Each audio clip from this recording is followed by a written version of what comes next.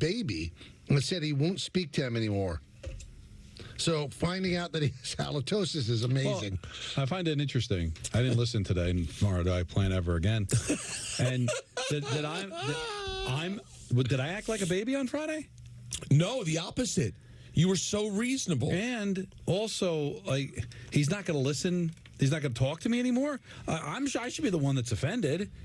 I didn't name call him, but whatever. I'm good. You're good. Lay out. Yeah. I'll listen to Gio and Boomer. Let me tell Oh, my God. no. What are you What doing? the hell have you lost your You mind? lost your mind? Have you, no, that's too far.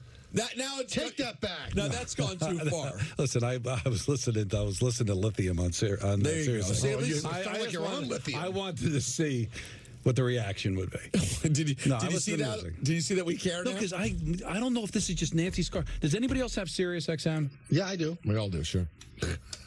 Yeah, I don't know if it's 2024. I don't know if it's Nancy's car or what. It's something about when I take the kids to school in the morning and I hit like 80s on 8. Oh, I lucked out. It's the beginning of the song. Come On Eileen's just starting. That does to me, too. Then I'll go to Lithium. Oh, Smells Like Teen Spirit, just starting. What a lucky streak I'm on. Then I just noticed that every day when I change the channel, it's the beginning of a song. So that they must have some sort of mechanism. Well, here's something that happens. On Howard, you can like arrow back to the beginning. But I'm not even arrowing No, back. so maybe if they have that technology, they can just always start it. So, but if I'm listening to 70s on 70 because I'm older than Don, and, Sure you are. and Build Me Up Buttercup is on. Oh. But then I turn off the car and I go into a store. I come back and it picks up the song right where it left off. How's that happening? It did that too. Yeah. So they're operating like a CD player. But it doesn't happen in my car, but it happens in Nancy's car. But Is then you your just car mentioned newer? No. But they're different cars. Different car, but I don't have the technology to rewind. She does, so that must be it. Yeah, I have a new car and I can't rewind. I bet you can. I bet you're not looking. There's a little thing where it looks like you would change channels to go back. Right. And it goes to the beginning of a segment. Anthony looked it up because he's a good producer. Tune Start, it's called. Tune Start, that's cool. Yeah. Did you see, guys, the troubling thing that happened? You're getting gagged? Is that what you're talking about? Well, We got issues, but that's okay. Listen, he saw things he'd never see again. I mean, you got that at least.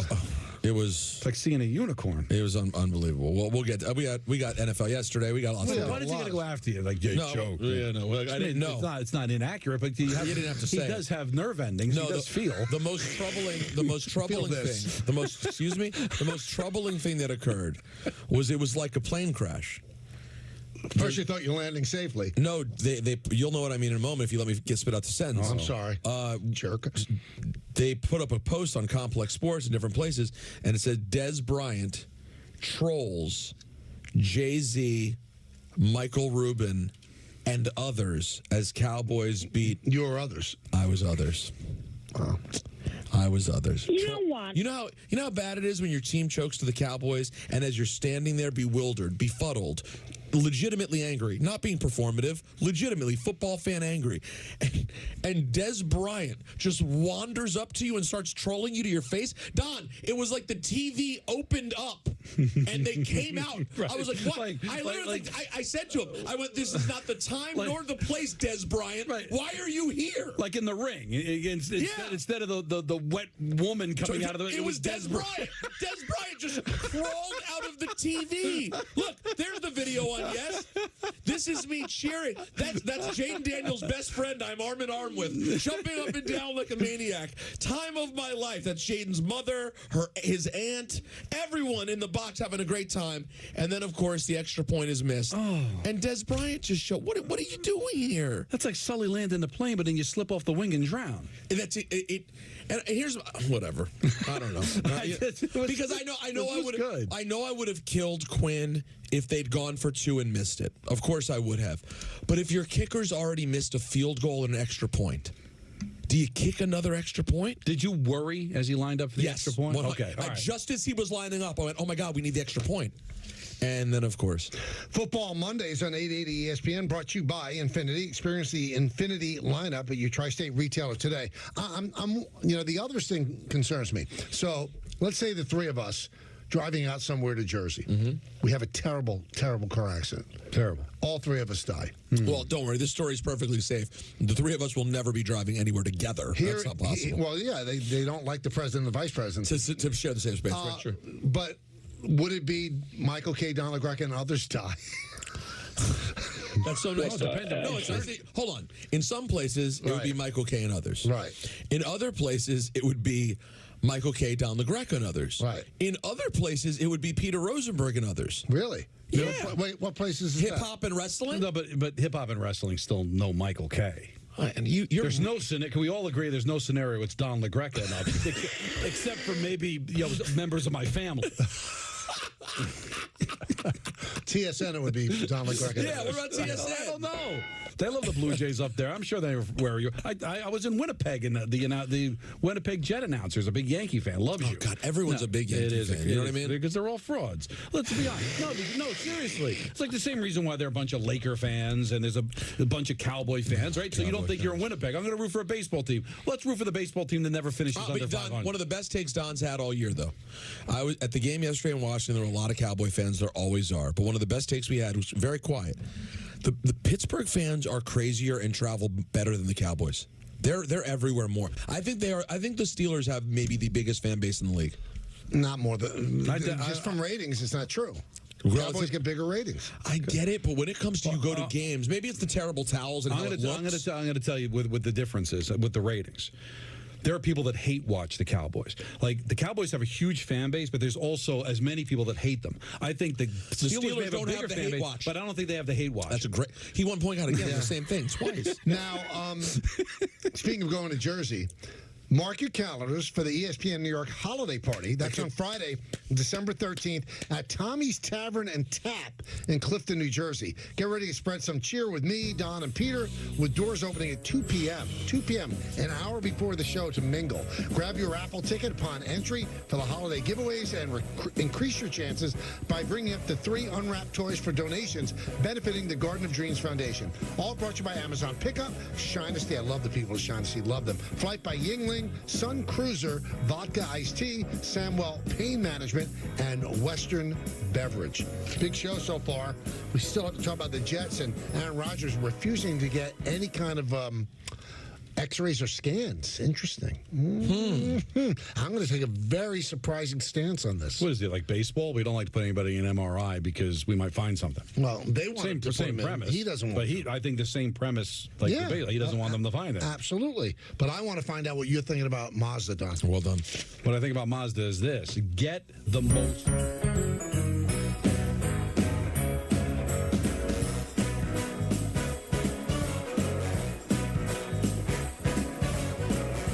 Elevate your everyday energy with the delicious taste of Spark. With classic flavors like strawberry and mandarin orange to bold fruit fusions like cranberry peach orange and fruit punch, you'll never have flavor fatigue. Use code FLAVOR to get a free sample pack with your first order of Spark.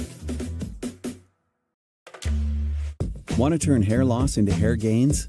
With Hims, discover a range of prescription treatments in a variety of convenient forms, like the quick-drying 4-in-1 spray.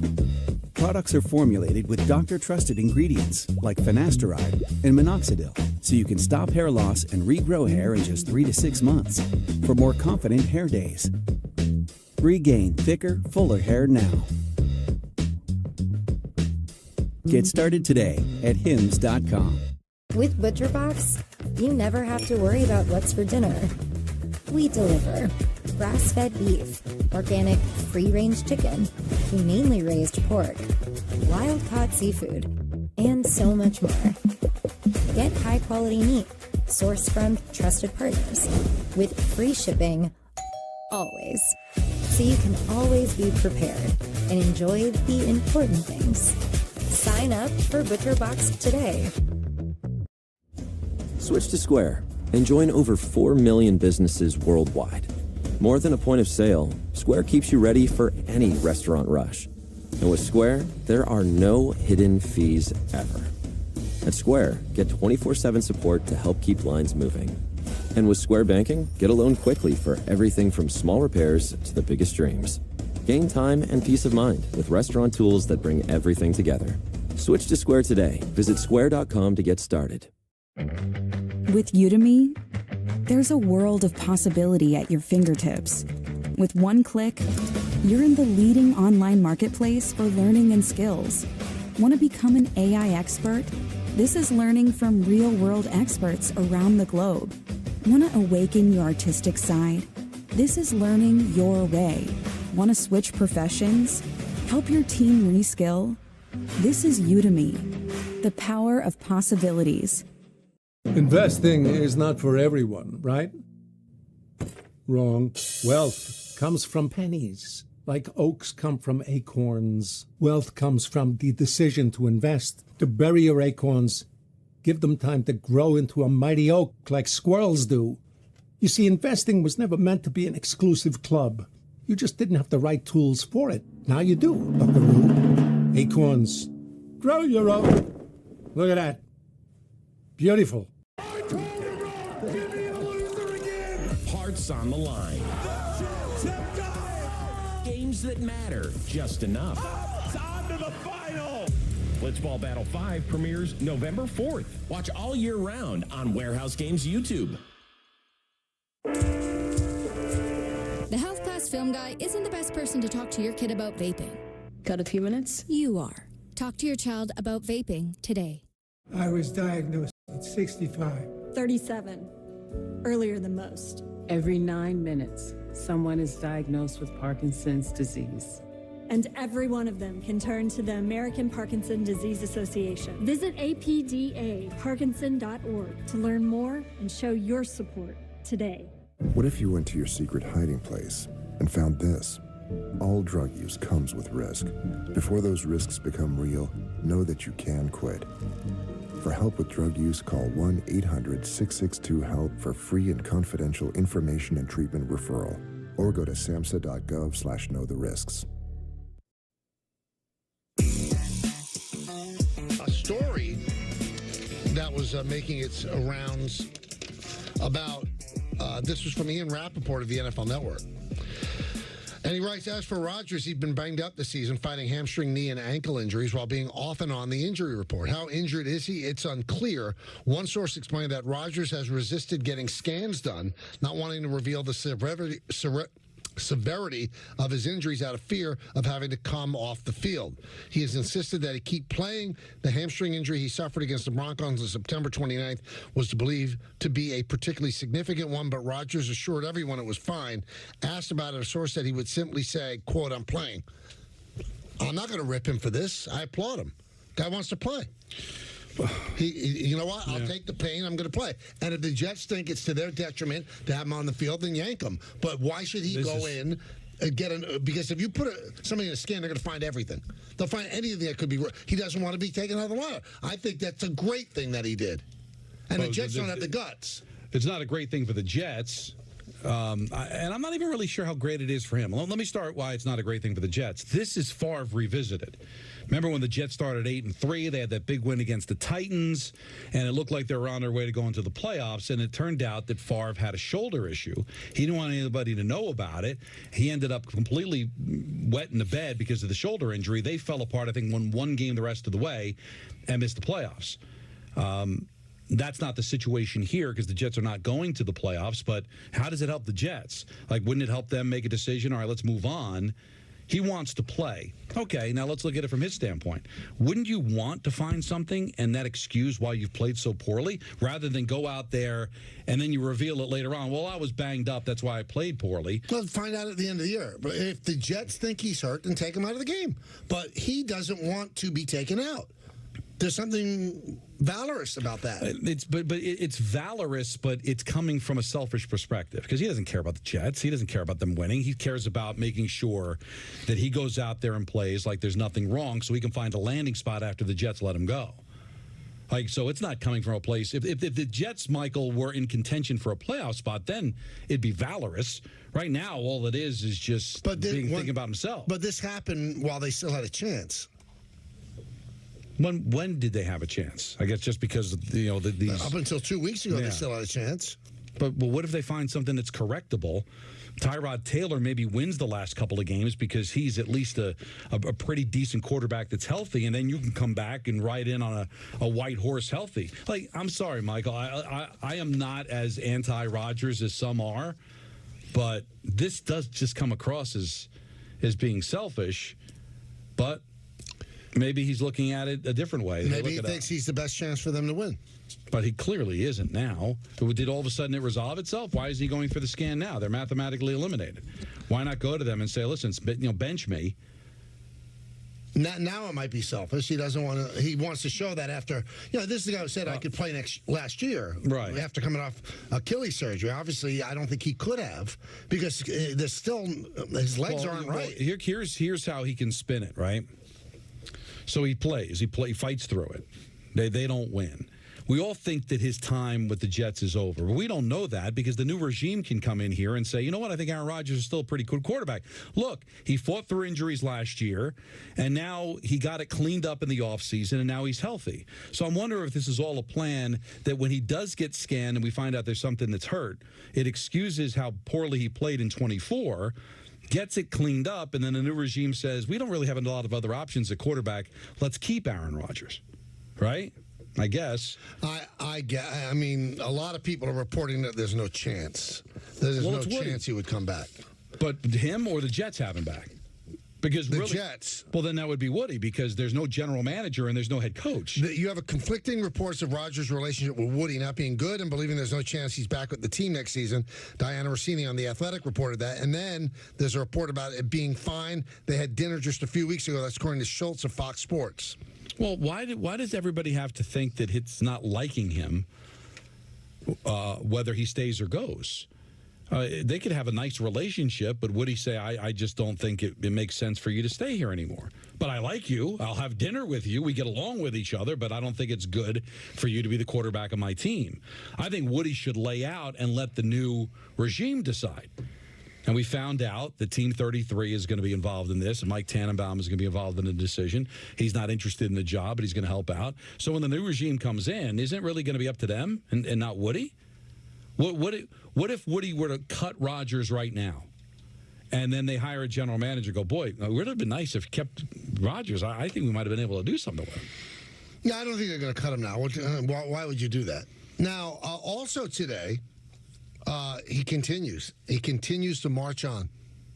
Rex Ryan continues to politic for the he's job. waging the war. By the way, Daniel Jones has cleared waivers. Continue. Well, of course he would. Who's going to pick up that money? Yeah, why? And the $23 million injury guarantee. But, Rex continued on Barton Hahn. On DiPietro and Rothenberg, he did it. On Get Up, he won't stop. I don't want to have the same argument we had the other day. I think it's bordering on embarrassing now. It's a little much. You have one for me? Let's see. He was asked, I'll be the judge. Do you have a real chance to land the Jets head coaching job? Absolutely. Who the hell are you going to give it to? You give it to somebody else that, they're going to be more qualified than me? I'll stand by everything I've ever meant to a building, what I did in Baltimore, how I helped build that foundation, all these type of things. Yeah, absolutely. I don't need to do it. And here's the great thing. I don't need the money. I'm doing it. I would do it for me. I'd come back for me. The only thing I'm missing is a Super Bowl, and I want to build it. Now I'm ready for it more than ever. I would be ready for this. But again, it doesn't matter. Like, if people don't think so, you don't know Jack. He the one thing that he seems to be forgetting, it didn't end well the first time. Didn't end well. And the team that won, that he took to the AFC Championship game 2 years in a row, I'm sorry, it was Eric Mangini's team. Well, and Eric Mangini was 8-3 before Brett Favre got hurt. And by the way, Eric Mangini on Fox today also saying he would like the job. Are you mad at him, too? The way he said it is different than Rex. I know, but but Rex the fact is carrying a sandwich board. But when I agree, they're going about it differently. But neither of them said, "Well, somebody already has that job," because nobody believes that Ulbrich has this job. So we all agree on that. He's the interim head coach, and nobody believes he's coming back. So they're asking about. I don't know why he'd go back to Eric Mangini. One playoff appearance, and lost that game, and that. Listen, he may not have deserved to get fired because it was the whole Favre debacle, but it didn't work out in Cleveland. At least Rex, there's the sexiness of he did go to back-to-back championship games. I'll agree with you on the 09 team that was Mangini's team, but they made some pretty significant changes to that 2010 team and actually got better. Changed the running back, changed the left side of the offensive line, tweaked the defense, and then they went out and won 2 more games. So I'm with you, Michael, that I think that first team, and there were a lot of aspects to Mangini's team in that 2010 season, but Rex was a good coach of them. It didn't end well, and I don't agree with Rex that who else out there can do it. There's other people that can do the job. But I think he's got a legitimate shot at it. I think he's talking like this, Michael, because I think he believes he does. I don't know if Woody said anything to him, but... this is the same guy who said we're going to the Super Bowl before they had a draft. Oh, I know, but Woody might find that kind of affectionate. He might find that as a positive. I bet you if we ran it up the poll, most Jet fans would be happy with that. Really? Well, Belichick's not coming here. I don't know what the landscape of available coaches is going to be by the time we get to the offseason.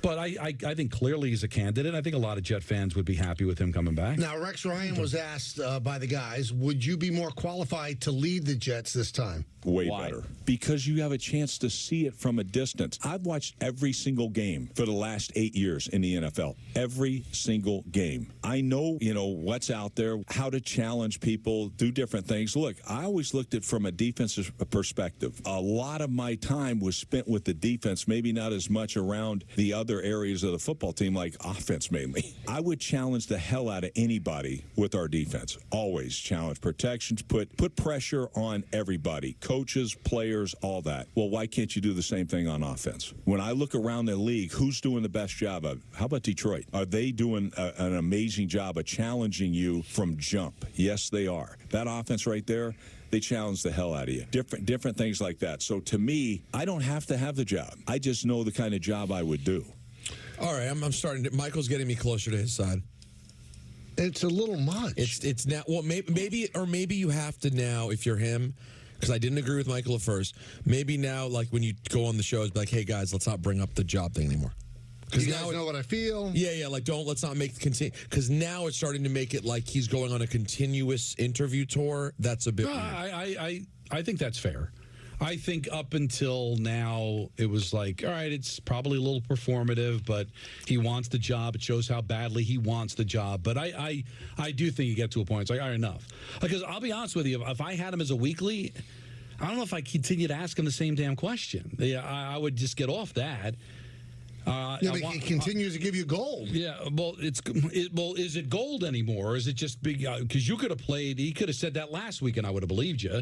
So things aren't really changing all that much. I do think you get to a point where it becomes a little embarrassing. I agree with you guys there. Now I wonder, with Tannenbaum and the former Vikings GM Rick Spielman of the 33rd team helping to choose a GM and a coach, would Tannenbaum bring back Rex? I wonder.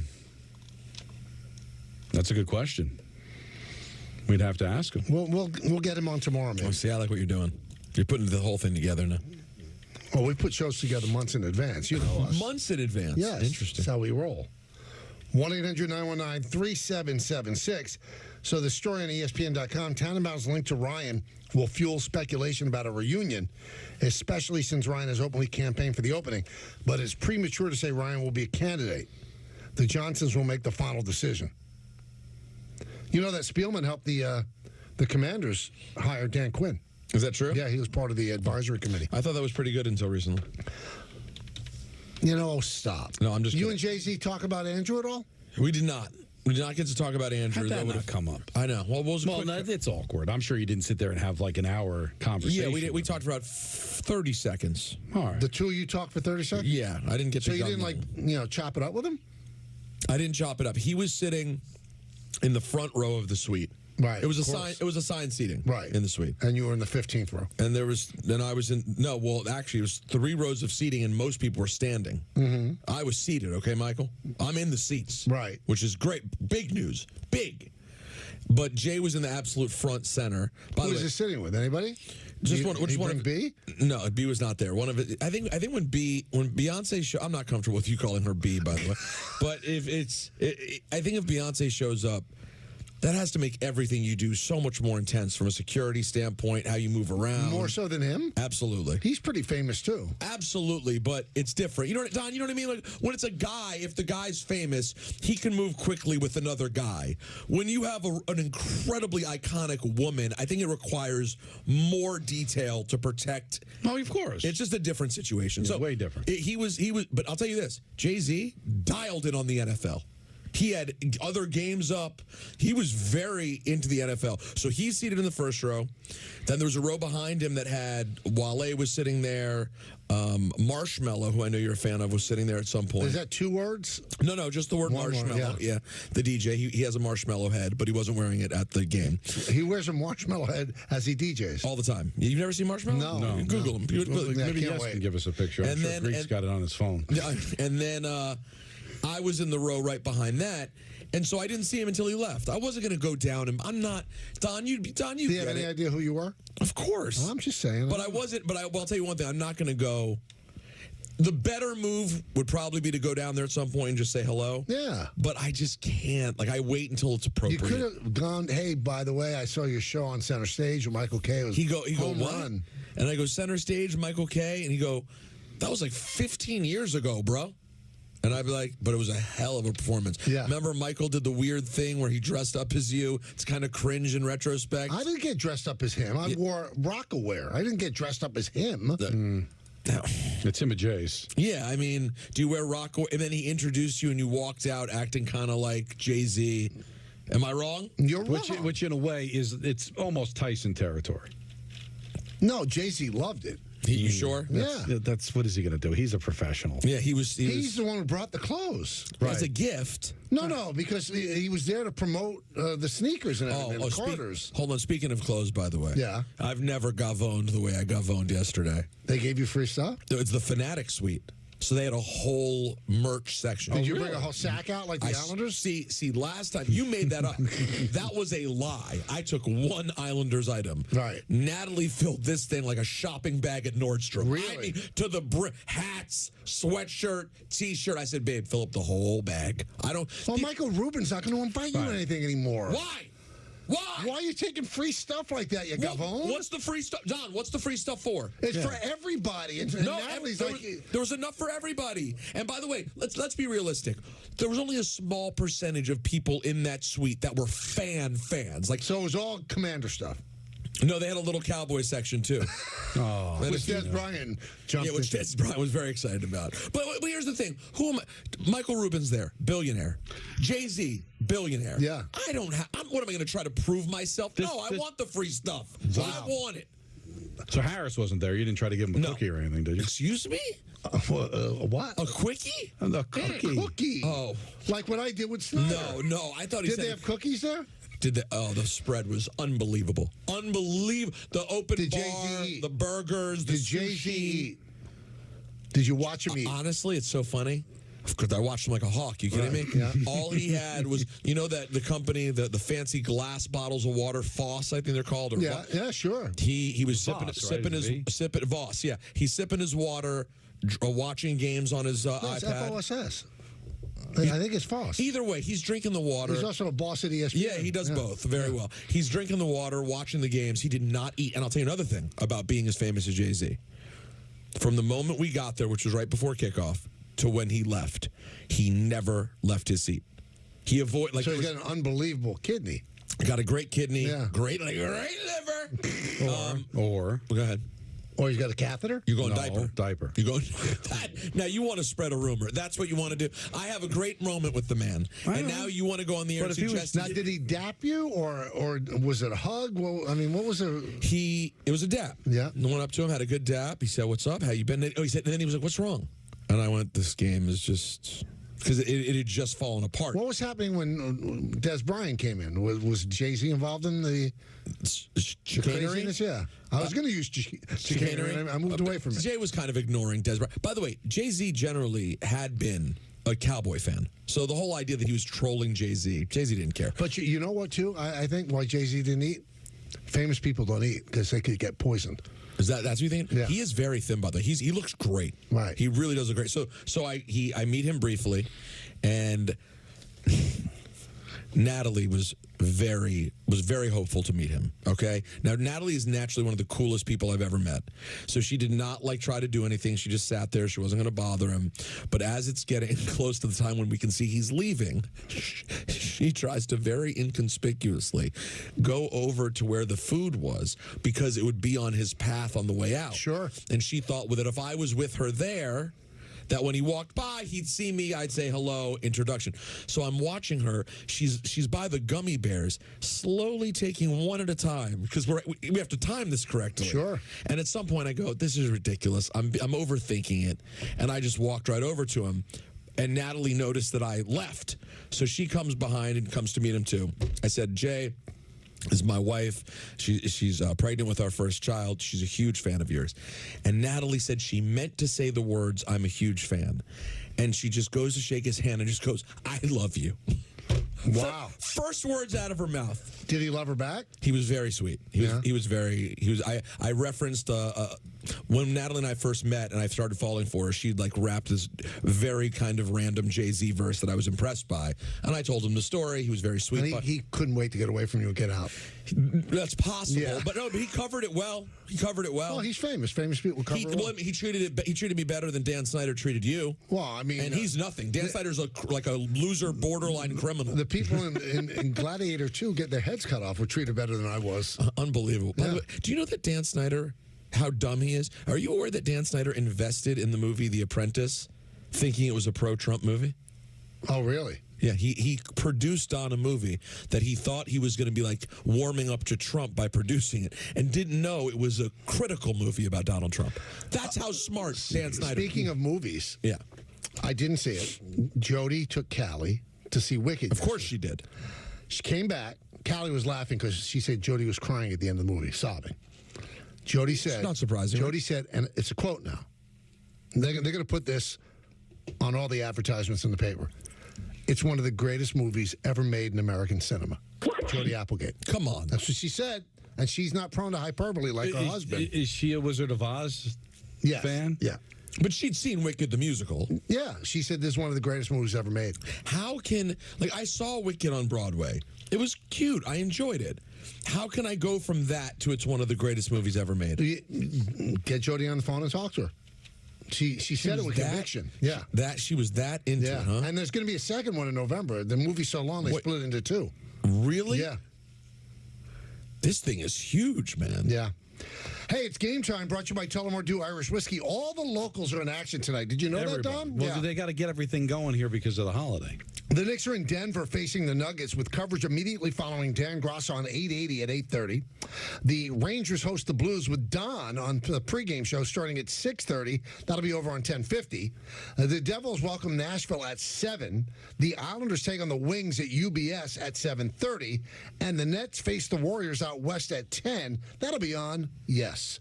That's game time, brought to you by Tullamore Dew Irish Whiskey, because when it's game time, it's Tully time. Tullamore Dew, the original triple distilled, triple blended, triple cask matured Irish whiskey. Be sure to grab a Tullamore Dew and try the brand new Tullamore Dew Honey during tonight's action. Glasses up to enjoying Tullamore Dew responsibly. All right, what we're going to do is that when we come back, it'll be time for ENN. This portion of the Michael K. Show on 880 ESPN is brought to you by Mercedes-Benz of White Plains, proud member of the Pepe Auto Group, the name you've trusted since 1968. Hey, Michael K. here to tell you about my friend.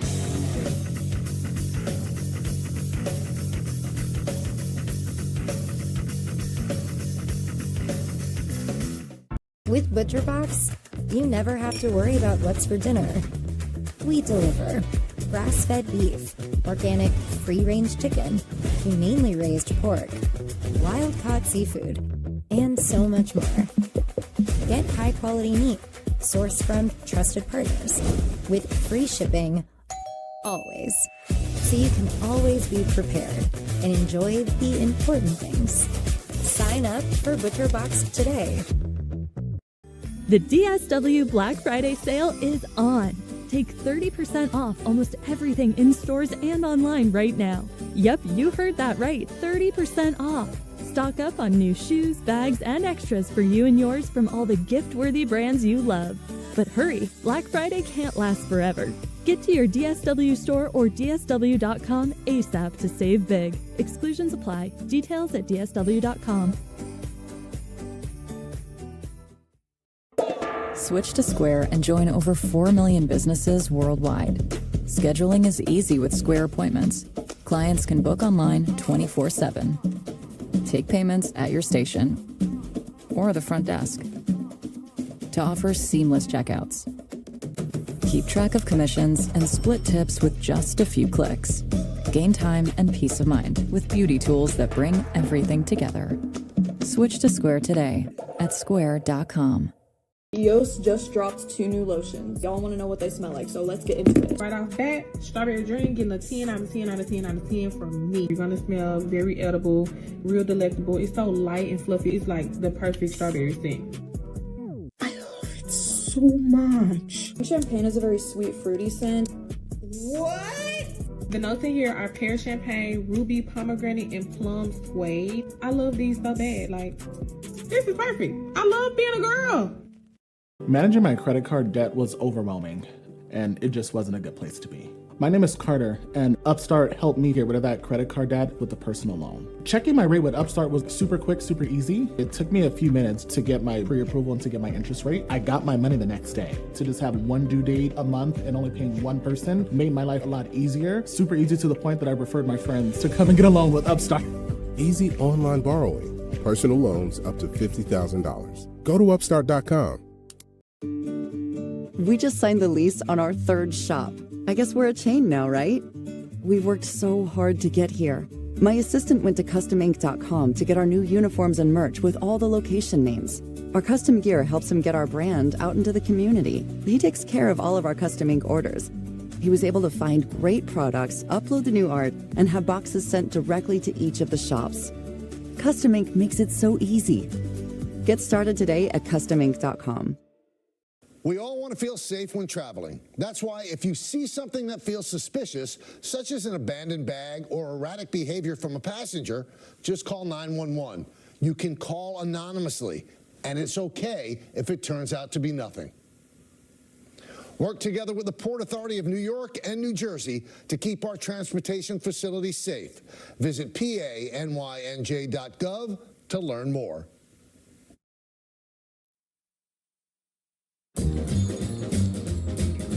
Welcome to Nissan. Are you interested in test drive? Absolutely. There's the all-new Kicks, the new V6-powered Frontier, and the Nissan Rogue. Consumer Guide's Best Buy 10 years in a row. Finished with all your holiday shopping? We are now. Hurry in to the Nissan year-end sales event. Now, get a low $229 per month lease on Rogue, one of 6 Nissan vehicles with starting MSRP under $30,000. 'Twas the night before Sprightmas when Santa Claus came. Sprite Winter Spice Cranberry was the name of his game, and they heard him exclaim as he peeked out of sight. Merry Sprightmas to all, and to all a good Sprite.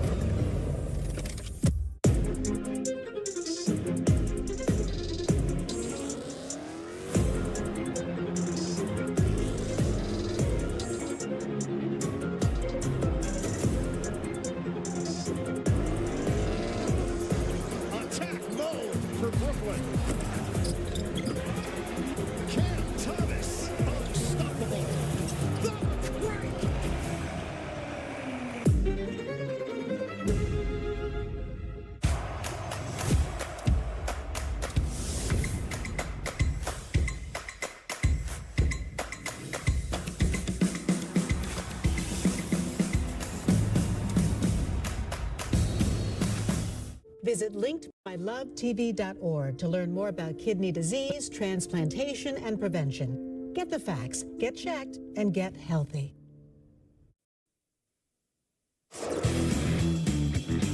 Chris Sheeran back here for the Michael K. Show. Cam Thomas started strong and finished strong in Sacramento.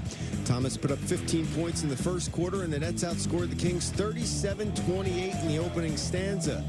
However, the Kings outscored the Nets 60-51 in the second and third, and it was knotted up at 88 entering the fourth. The Nets were down 4 when Thomas hit this huge three to cut the Kings' lead to 1. Thomas is 5th in the NBA in total points in the fourth quarter. The Kings' De'Aaron Fox is 2nd in that category. Last night, Thomas scored 9 in the fourth. Fox was held to just a single solitary point.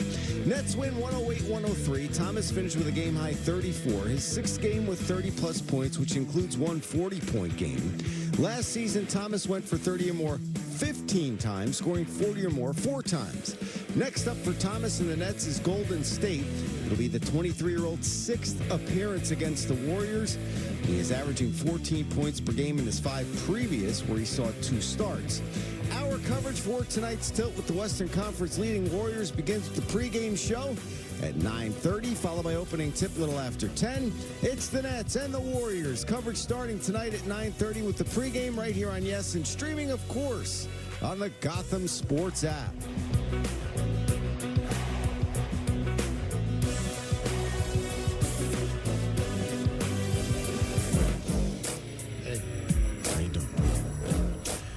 I'd like to say, ENN tonight, it's brought to you by our friends at Security Dodge. And I'd like to start off by saying good evening to Michael. My nose is stuffed, so I can't smell. You can smell it later. And to Michael. When you deserve it, you get it. Sure. So right? I'm giving it to him. Okay. Yeah. And to myself. No more a giant as Daniel Jones. And to myself. So Harris wasn't there. You didn't try to give him a cookie or anything, did you? Excuse me? A what? A quickie? A cookie. Cookie. Oh. Why did you think quickie? I don't know, but I'll tell you what, the isolated a quickie could work on its own. Let me hear it again. So Harris wasn't there. You didn't try to give him a cookie or anything, did you? Excuse me? A what? A quickie? A cookie. Cookie. Oh, that, the excuse me paired with the quickie? I don't know why. It's a high-pitched shock. Yeah, I don't know. And good evening to Scott Van Pelt. I don't think Don LaGreca's feet stink. I think they're fine. Big take. Saquon Barkley. Man, oh, man.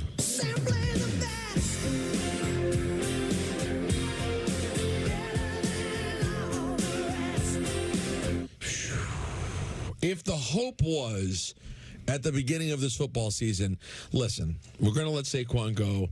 Let's just assume he'll have a season kind of like he does with us, gets banged up a bit, comes back, has modest numbers. Yeah, that's not what happens. And it only got crazier last night. 302 yards from scrimmage, rushed for 255 against the Rams. Pair of rushing touchdowns as well, both of which went for 70-plus yards. It's called a career season, kids. And here's Saquon on running for 255 yards. Definitely puts a smile on your face. They told me on the sideline that I broke the Eagles franchise record. So these are things that I train for. I'm big on visualizing stuff, visualize success. So when stuff like this happens to me, I kind of ready to put it out there and let it come to life. But I'm just in a spot right now where I'm happy, thankful for the organization. I mean, listen, guys, so far this season, he's rushed for 1,392 yards and 10 touchdowns. So good thing that was the last game of the season, and those are the end of his statistics, right? No, there's more to come. Oh, he still has many more games. Oh, yeah, sure. Okay. Yeah. He turned out pretty nice. We mentioned it earlier. Like, I don't think he'd be doing that with the Giants. And it's now no longer about whether it was the right decision to let him go. It just, optically, it stinks. And also, it's something that John Mara, I'm sure, is paying attention to. When he makes a decision on what to do, it's like... Of course. Remember my favorite player, the guy who I thought was forever a Giant, and now I'm going to watch him? I mean, by the way, seasons like this, guys... Seasons like this, you know what they lead to, Michael? Firings. Yeah, that's not where I was going. They lead to more seasons with a team, right? Like Saquon will have more seasons. It leads to, at the end, him going sort of on to be like a forever Eagle. Like, he could end up having this thing that John Mara loved, and he ends up going to the Hall of Fame one day as an Eagle. Like, it's stuff that may not be consequential to winning a Super Bowl, but it's consequential to your franchise, and certainly to this owner who cares about forever players. And he's not going to be. I think there's a cut there. I don't have my screen up. I got it for you. What do you need? Scott about Shane not wanting to set the money for a running back and a safety. Right at the bottom, Peter. Second row, right at the bottom. I see it. Here we go. The league goes through cycles where we put different emphasis on different positions. And if you're caught not recognizing that you have a special player in a position and you undervalue him and you let him walk, shame on you. Not only did the Giants underestimate the role of the running back this year, they didn't see the trend going back to running the football a lot more than passing the football, because last year has been about passing the football ball. So the Giants underestimated the fact that the trend was changing. But guess who didn't? Green Bay didn't. The Baltimore Ravens didn't. And the Philadelphia Eagles didn't. Right. That's why they're where they're at. Strike number 2 is the return of the safety. I have to watch Green Bay and McKinney post his league tie for first place in interception. He has 7 interceptions. And the Giants had 2 of the most dynamic trending players, and they let them walk because they misvalued, undervalued the position. And somebody has to be held accountable for that. Well, there's a couple of things at play here. Number one, it ended up just being, hey, I'm not going to pay a safety and a running back that much money, which I guess is fair, but in a way you can look at it as lazy, not diving into the player himself, just looking at the player as a position. But here's where I'll disagree with Bart. I think that's more of a point to McKinney than it is to Saquon, because Saquon wouldn't be doing this here because the offensive line isn't any good, the quarterback's not any good, and as far as running the ball, Tracy's done a pretty decent job. Except holding on to it. Right, can't hold on to it. But you're looking at giving a long-term deal to Saquon, I can understand it. They don't have a secondary, the Giants. So McKinney would have made the defense better. I think McKinney would have made the defense a lot better than Saquon on offense, because we've had Saquon the last 6 years, and it really hasn't produced anything because you didn't have an offensive line and you didn't have a quarterback. But this defense actually was pretty good over the last couple of years. You let him walk, you never replaced him, and the secondary is a sieve. They can't get off the field on third down. So I think Bart's point, is better with the safety than with the running back. But optically, nobody cares about what McKinney's doing in Green Bay. But for the fact that Saquon's doing it in Philadelphia, just down the turnpike in your own division, is killer. And also what he's saying is that they missed the value correction on those positions. And the great organizations realize that there will be a shift in value. But in defense of the Giants, which you can't really defend them because they're awful and they're an embarrassment, is that Green Bay, Baltimore, and Philadelphia are in a different stratosphere than the Giants, especially Baltimore and Philadelphia. They probably thought it was worth the risk for the evaluation because they feel they're close to a Super Bowl. I'm not sure that contract that Saquon signed to Philadelphia is going to age well, but it won't matter if they win a Super Bowl, or at least play in a Super Bowl. How can it age poorly? It's only 2 more years. He's having a number. Right, but as he starts to get to be 30, and if he starts to break down, there may be a point where you're like, all right, we didn't get a lot of value at the end of the contract. But they're not going to care if they win. The same thing with CeCe Sabathia with the Yankees. They got that championship in 2009. The rest didn't matter. It might be the same with Philadelphia. They were able to. And listen, Henry's exempt. Peter, you'd have to at least agree, too. He runs downhill. Derrick Henry's a different animal when you're talking about running back. He's going to be able to do it into his 30s. He's like Marcus Allen in the sense. He's going to have a second life. He is going to break what most running backs go through. So he's like an outlier at the running back position. But as far as Green Bay felt like they were close. I mean, they felt like they're a playoff team. They felt like if Love stays healthy, I don't think anybody thought the Lions were going to take this kind of gargantuan step forward. Green Bay will be still a playoff team. Right. They have a chance to compete. McKinney has 7 interceptions, right? Giants yesterday did not intercept a pass for the 10th consecutive game, tying the NFL record held by the 76-77 49ers 2017 Raiders. Tying a record. 10 straight games without an interception. And you think, well, there was a 76-77 49er? Yeah. Listen, I'm of a certain age where I do remember, but not exactly the glory before Joe Montana in San Francisco. When you start throwing in late 70s 49ers before Joe Montana got there, not very good. Kind of like Washington before, in the 50s and 60s. Where it was a little bit of a different situation than when all of a sudden the Hogs got there and Gibbs got there, and then they kind of turned it around. Let's staying with the Giants for a moment. Sure, why not? Let's hear from Malik Neighbors. Sit in my own filth. Let's sit in our own filth. Here's Malik Neighbors on not catching a pass until the second half. Go out there first, second quarter, don't get the ball, start getting targets at the end. I mean, can't do nothing. Start getting the ball when it's 30-0. What you want me to do? Why in the first half are they not looking at you? I don't know. Talk to Dave about that. Talk to Dave. Did you say something to the coaches at that time? I mean, they know. They come up to me, ask me what plays I want. That was that. I mean, I don't know. He's enjoying his gum, though. He's going to town on the gum. No, he's listening. That's bubble yum. You don't get that from. Remember the episode of Seinfeld with the gum? Having themselves a good chew. You know what I mean? Unbelievable. When Kramer has access to the gum, they're having a chew. Here's Malik Neighbors. That's such a great episode. Our problems How about being clueless? Our problems are deeper than Jones or DeVito, Malik says. Obviously, it ain't the quarterback. Same homecoming we had DJ at quarterback. I mean, take a look. Take a look. It ain't the quarterback. So What do you think? I don't know what it is. Everybody know better than me. Is it the play calling? We'll take 3 more. I don't know. How disgusting. I don't know what it is. I don't even want to hear it. It's distracting. I'm not really Play even him hearing off. it. I'm really not hearing. Play him off. I'm just thinking about the gum. What a slob. You're in front of cameras. Stop the nonsense.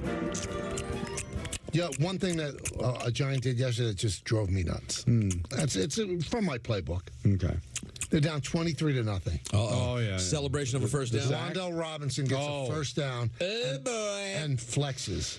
Get a grip. Those are guys that are playing for themselves. But get a grip. You know how ridiculous you They look? don't care, Michael. How could they not care? Because they don't and care. also, Because why would you do it then? Don't you coach them up and go, listen, guys look ridiculous when you do that? The answer to the question is no, they're not getting coached up. Well, and for the record, so let me defend, but gum chewing aside, I'll defend Malik in this way. Well, let's hear it.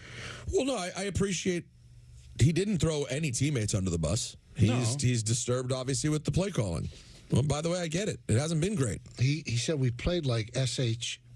That's the teammates. He didn't say they did he? He said we did.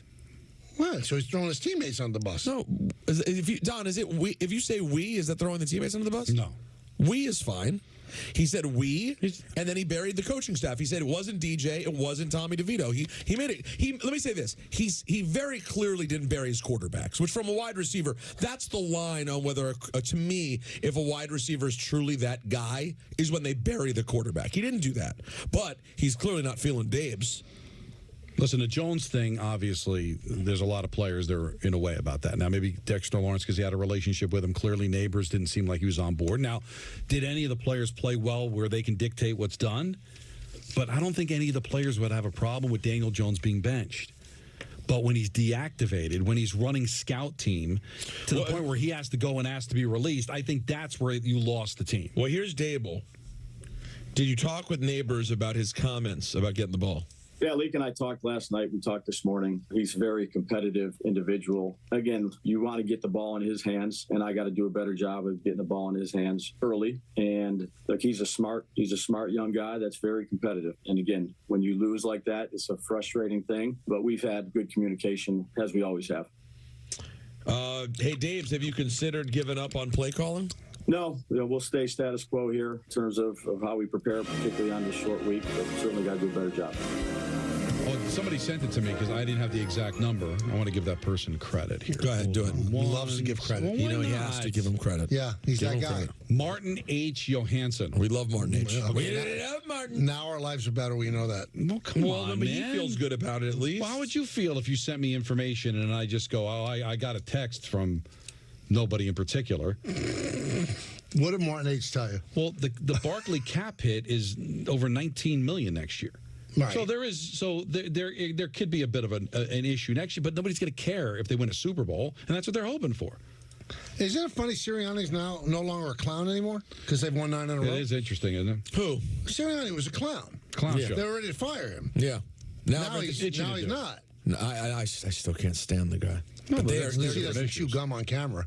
You are done with Malik Neighbors. It is amazing. See, how could you be so clueless? It bothered me too.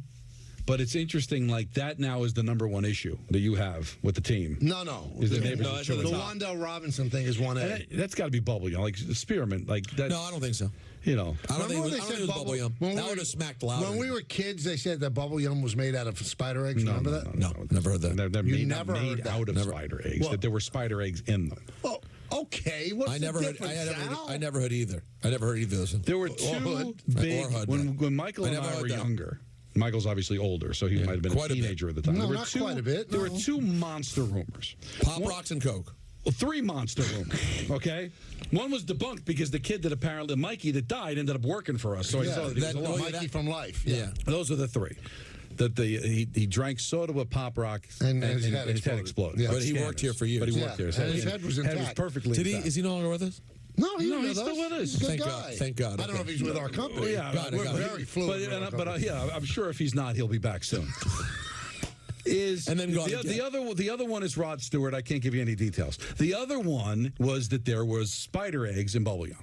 I remember my There's mom. one more too, but I'm not going to say it. To the point where, because bubblegum was my go-to gum. Right. I haven't chewed gum in I've been chewing gum a lot lately. It stopped me from eating. My mom would open it up to make sure there was no spider egg before I can chew. Like she would know what a spider egg looks like? Well, but you know what something that's not gum looks like. I mean, if you open it up and you see something, you're like, all right, I guess that's See something, say something. You know what I mean? Yeah. Come on. What's the other one? I'll tell you. I gave you Rod Stewart. I can't give you it because I know the guy's kind of a friend. Oh, really? Yeah. Does that have to do with the hamster? There is. Yeah, that's the one, right? What did you say? The hamster one? Yeah. I don't remember who it is, but I remember the hamster. It, please. All right, so back to... Can I name a movie he was in? No, leave it alone. One more. You know him? Yes. You do? Yes. He was never on center stage. Yes, he was. He was? Oh, absolutely. Are we talking about the same person? Yeah. Really? He's a good guy. But that's a huge name. Of all the people that why am I finding this is almost Andrew Gunling Jay-Z territory. Remind me who it is. I'll try for How do you know? Remind me who it is again. Turn your mics off. I want him to remind me the name of the person. You're Mike too, Don. Wow, you know him? Yeah. That's a big one. But how are we just finding that out? You know I know him. No, apparently he didn't. That's a big one. How did that happen? He was on center stage. That's not... Stop. You could become friends with guests. That's not how this happened. I ran into him at the World Series, Game 4. And you became friendly? No. We hadn't seen each other in a while, but a big hug. He introduced me to his son. He's a good guy. Do you have his number? Yeah.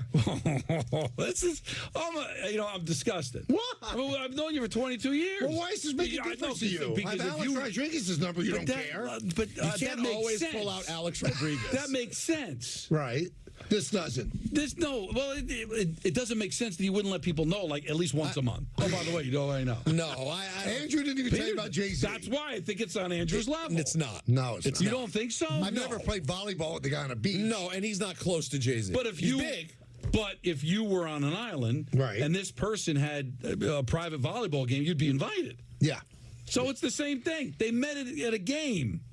So they met Jay-Z on a boat. What's the difference? Well, Michael's a pretty significant. This guy's much bigger than Michael. I understand. And I don't think he's a Yankees fan, is he? Huge Yankee fan. Yeah, see, gigantic. Doesn't that change everything? I guess it does. And also, hold on, Jay-Z is 10 times bigger than this guy, and Michael's 10 times bigger than Andrew. I don't know. I don't listen in certain segments, in the music world. But it just 10 times bigger than Andrew? It depends on where you go. It depends on, but to a certain generation of people, they're in the same vicinity. Yeah, and to a certain. I mean, listen, he's on the back nine now. Also, by the way, Andrew's thing also included Beyonce. You can't just throw that in. That's gigantic. I like to call it B. Or as Michael calls it. I'm sure this person dated significant people. Not Beyonce, but I'm sure. Oh, no, he had a run. It's for sure. Oh, he had a major run. That'll do it for Beyonce ENN. run. Look at him. He's just all the things I've ever told him. No, this is crazy. I just think he's disrespecting this individual. No, I'm not. He's great. I'm actually a big fan. I just don't think, if we mention him to the people in the other room, they'll go, oh, well, but they're children. You combine their ages. They're not us. ENN is brought to you by Security Dodge. Shop 24/7 at securitydodge.com during their Black Friday sales event. Wow. I walk around the garden tonight, and I just casually mention that on the bridge. By the way, everybody listening of a certain age knows who we're talking about anyway. Right, so let's not say because the hamster thing was such a thing. It's not a hamster, by the way. Well, it's gerbil. Gerbil. By the way, the definition of hamster adjacent. Well, but it's not good either way. No. It's not like it's not like a change in animal. It was actually in Family Guy. That's everywhere. Yeah, but and how do you know it's not good? Have you ever tried it? You know what? I didn't say it's not good. I said it's not true. Could be good. Who am I to judge? We'll talk about it during the break. And the Rod Stewart, you don't know? Oh, I know that one too. All right, what's that one? It involves pumping. Anyway, pumping. That's such a base way to describe it when people don't know what you're talking about. Well, that's exactly what I want to do, be base, and I want you to tell us about Mazda. I'm not ready.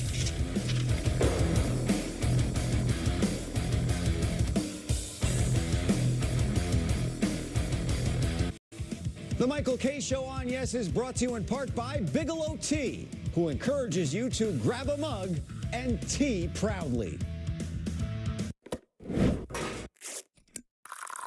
It's amazing to think that my grandmother started Bigelow Tea right here in New York. And today, we're still a family company. And you have to remember, tea, that's all we do. So every cup counts. That means never compromising. My family won't let that happen. And our extended family, they give their all every single day. And our community, well, they expect that. I want a cup of Bigelow Tea to be a moment just for you. That's what I hope for.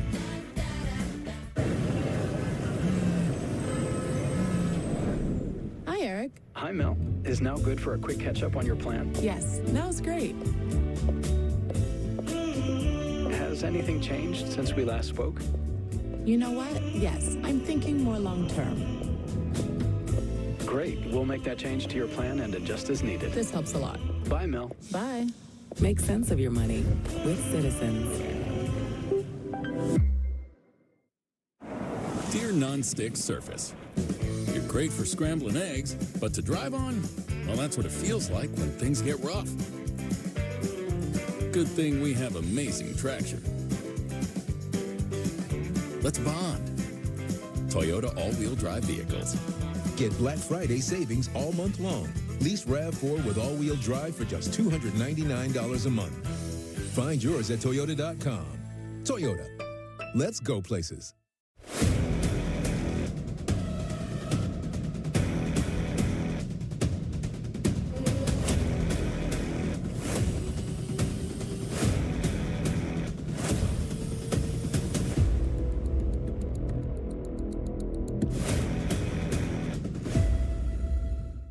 This land is your land.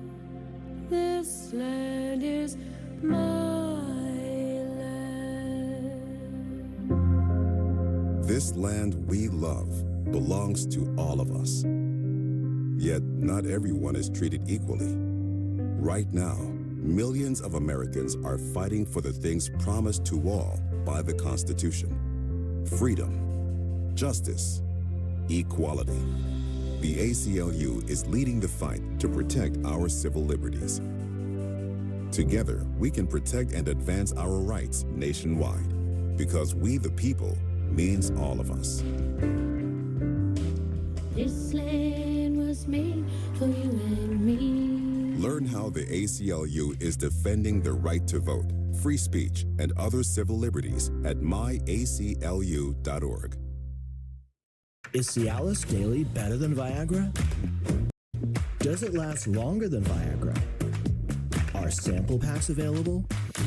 Get started with the 30-day sample pack. Generics now only $1 per tablet at rexmd.com/30. I started having knee pain in my early 50s. I'm Phil Simms, pro football legend and TV analyst. My knee pain would wake me up during the middle of the night.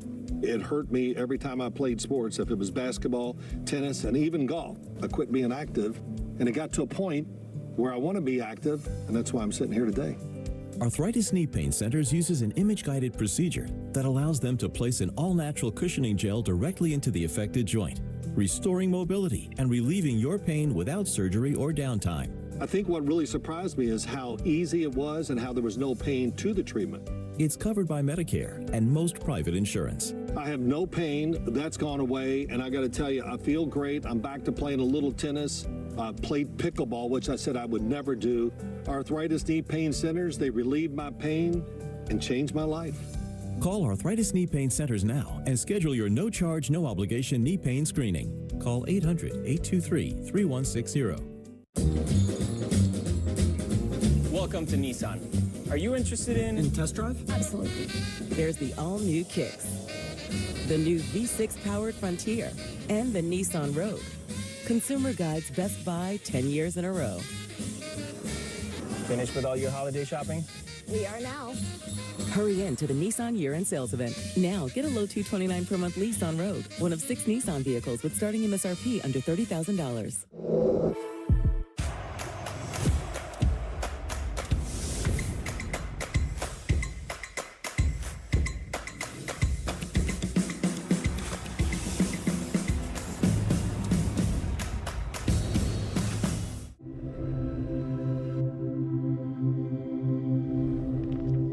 Ethan was shot in the head in his best friend's house with an unsecured gun. The father, the gun owner, he stored his 3 guns and bullets in a shoebox. That has to be the most horrific experience that a human could ever have.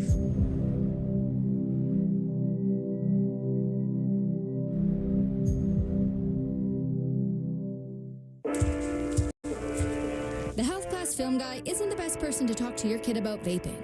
Got a few minutes? You are. Talk to your child about vaping today.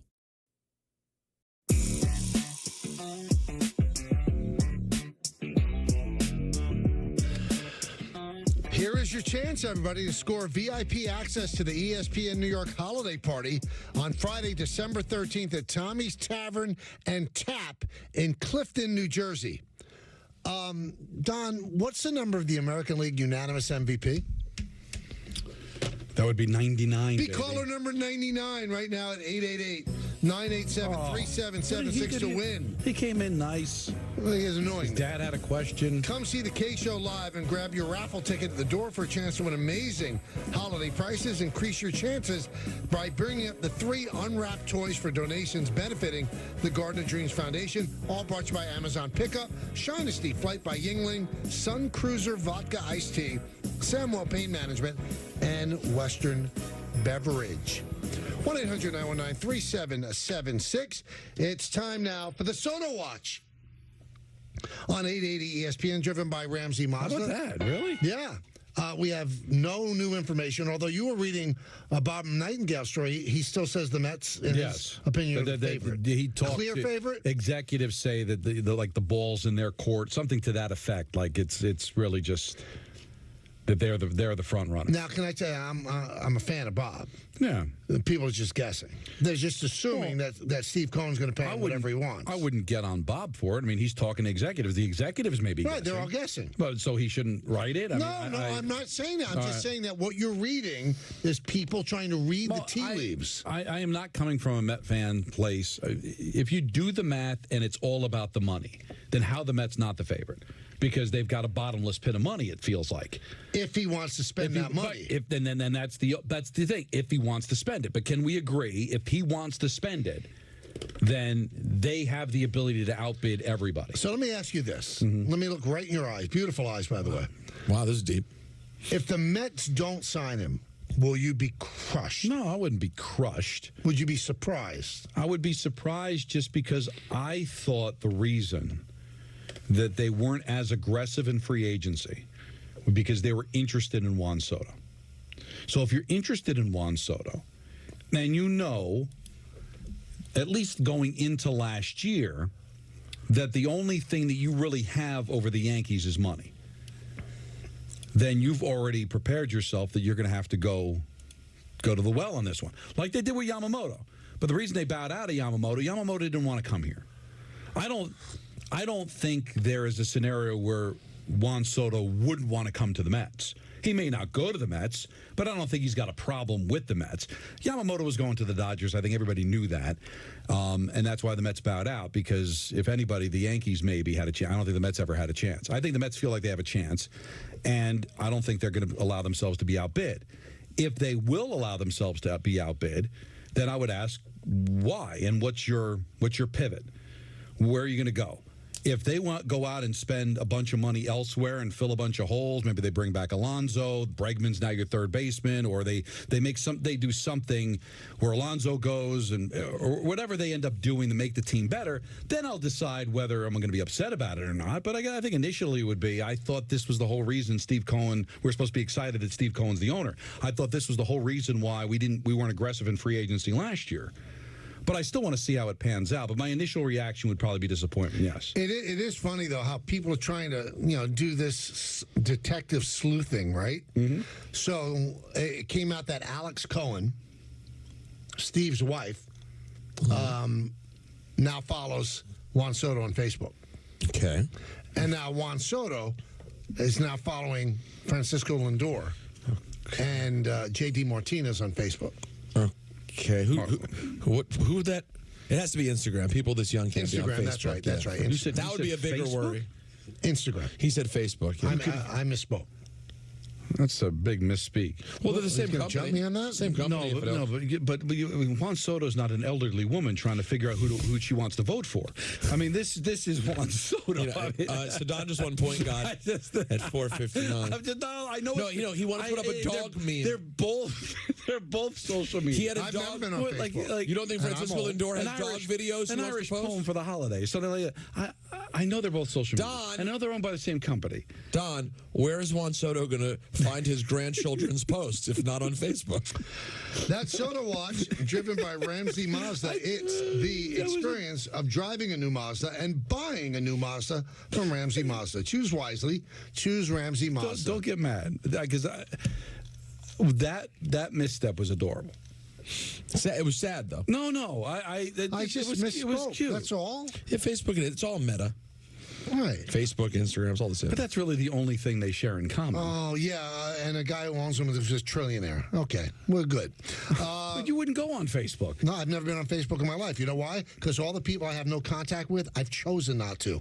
I don't want to talk to people in high school that I didn't like. Right. Wow.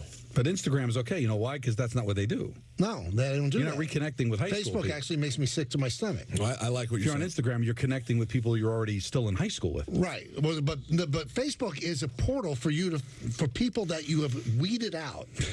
Dream portal. Find you. There are a few, but no, there are a few people that you never lost touch with somebody you used to work with. Or... No, nothing by accident. If I lost touch with them, I want to. No, but Peter, there are times that people slip through the cracks, right? You work with them for a little while. You know, not my cracks. I'm uncomfortable. Peter, why don't you just tell us about FanDuel? I would love to.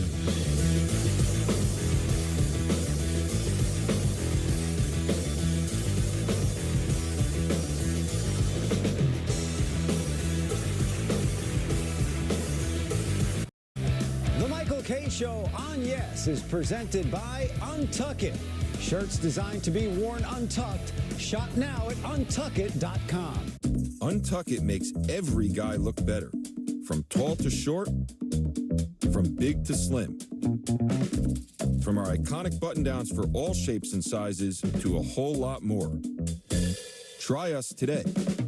Untuck It. We just make guys look better. Oh, and we make great styles for her, too. Shop the sale now at untuckit.com and more than 80 stores worldwide. Dear unbreakable spirit, when the terrain is gnarly, you steady us. When obstacles are ahead, you lift us. When the turf is hostile, you inspire us. Own a legend. Toyota Trucks. Get Black Friday savings all month long. Lease Tacoma for just $289 a month or get 1.99% APR for 72 months on a new Tundra. Find yours at Toyota.com. Toyota. Let's go places. 'Twas the night before Sprightmas, but feeling mad lame, cause Santa was out with a high ankle sprain. We needed a sub that was down for the cause. Then into the game came our man, Answer Claus. His task was not easy, but it had to be done. Sprite Winter Spice Cranberry for everyone. The holiday parties were just kicking off with eggnog aplenty. More like eggnog. When what to their thirsty eyes should appear, but a slayer slays with 8 tiny wolf deer. AE drove hard to the hole all Winter Spice night, dunking down chimneys. Keep the highlights. This limited Sprite made the holidays lit. As for once in his life, it hit nothing but brick. And they heard him exclaim as he peeked out of sight. Merry Spritemas to all, and to all a good Sprite. We all want to feel safe when traveling. That's why if you see something that feels suspicious, such as an abandoned bag or erratic behavior from a passenger, just call 911. You can call anonymously, and it's okay if it turns out to be nothing. Work together with the Port Authority of New York and New Jersey to keep our transportation facilities safe. Visit PANYNJ.gov to learn more. You could pick from hundreds of law firms for your mesothelioma or asbestos lung cancer case, but would you be confident that you made the best choice? White & Luxembourg is the firm that has represented more asbestos disease clients than any other firm in the metropolitan area. With 30 years experience, they have New York's highest recorded asbestos verdicts of all time. The choice is clear, and the stakes could not be higher. Whites in Luxembourg has our backs. Call Whites in Luxembourg today. Call Whites in Luxembourg today at 917-LAWYERS. That's 917-LAWYERS. Whoa, if you want my 2 cents on interest rates, we got options. My 2 cents. This one's priced to sell. My 2 cents? My 2 cents? My 2 cents? My 2 cents? My 2 cents? Here's my 2 cents on planning for the future. Interest plus interest equals more interest. Come on now. You gonna get that? Hi, Joan. Perfect timing. I have a few questions. Of course. Let's look at your plan.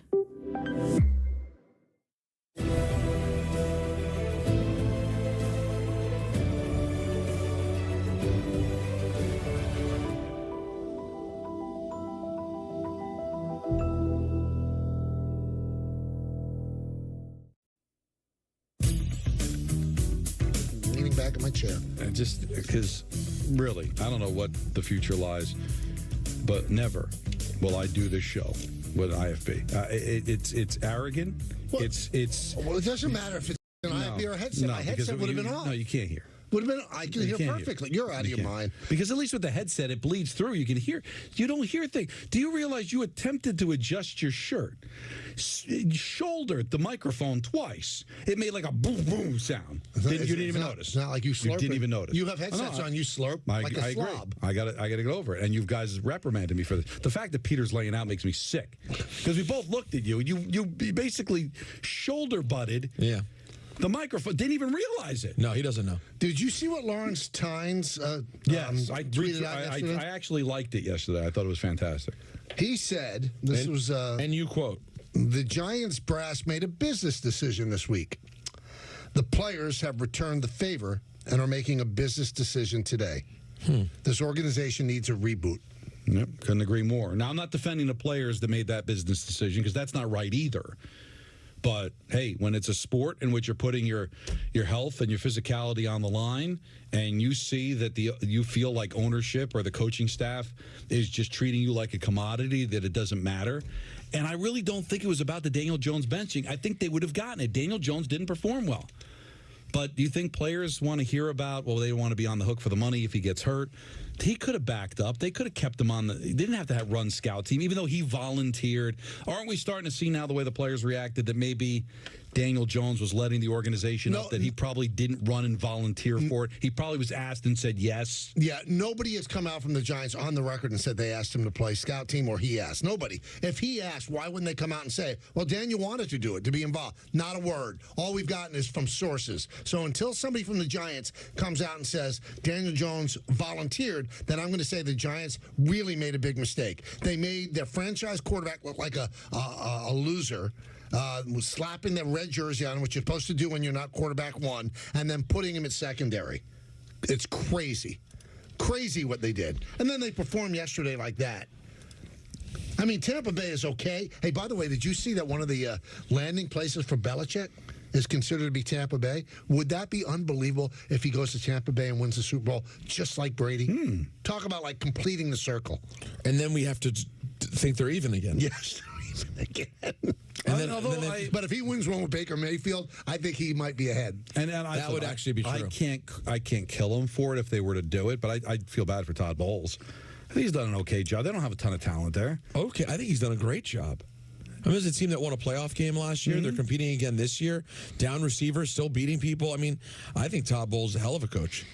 Not in New York, of course, because who could be? Looking back, he was a hell of a coach. They can make the playoffs again. Yeah, looking back, their last winning record was he was the coach. If he would have beaten the Bills, they would have made the playoffs. That's a great point. 10-6 is better than anything this team's done in a while. But still, that was his only winning season. I still can't believe the Commanders lost yesterday. I can't. Well, you know what? I can't believe you were in a position to win it. So at least you're in an area where you can still feel. No, sure. I can still feel things. There's reason to believe, but here's my question. Please. If they'd kicked the extra point and went on to win the game, I know the Hail Mary sounds sexier, but would the pass to McLaurin for 86 yards with 30 seconds left actually have been more impressive than the Hail Mary?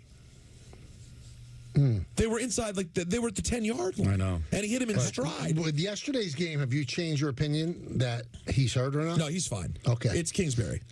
This is not a Jaden Daniels thing. So you don't like Kingsbury now? I think I'm not saying I don't like him. I'm saying I think teams have caught up to what their offense is. I think they caught up to him too. I mean, And he's going to have to make adjustments. But I tell you what, you deserved it because there's no reason the Dallas should have been in the game. Right. Half their team didn't even report.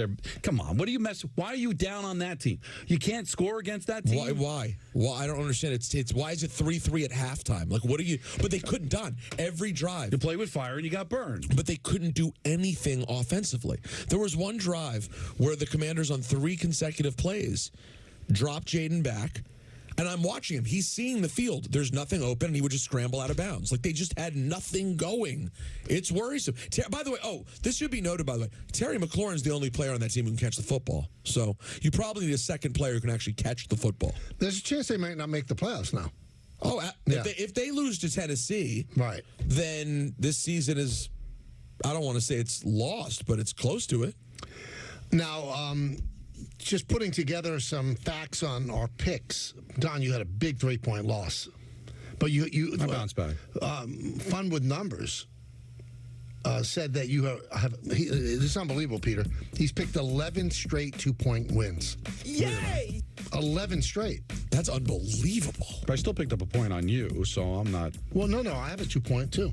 Yeah, and I got my one. You didn't. I got 3 points. You got 2. Yeah, I got stiffed on that. So I missed an opportunity to really have a monster week. Peter could still pick up a point on me if the Ravens covered it, and 2 on me.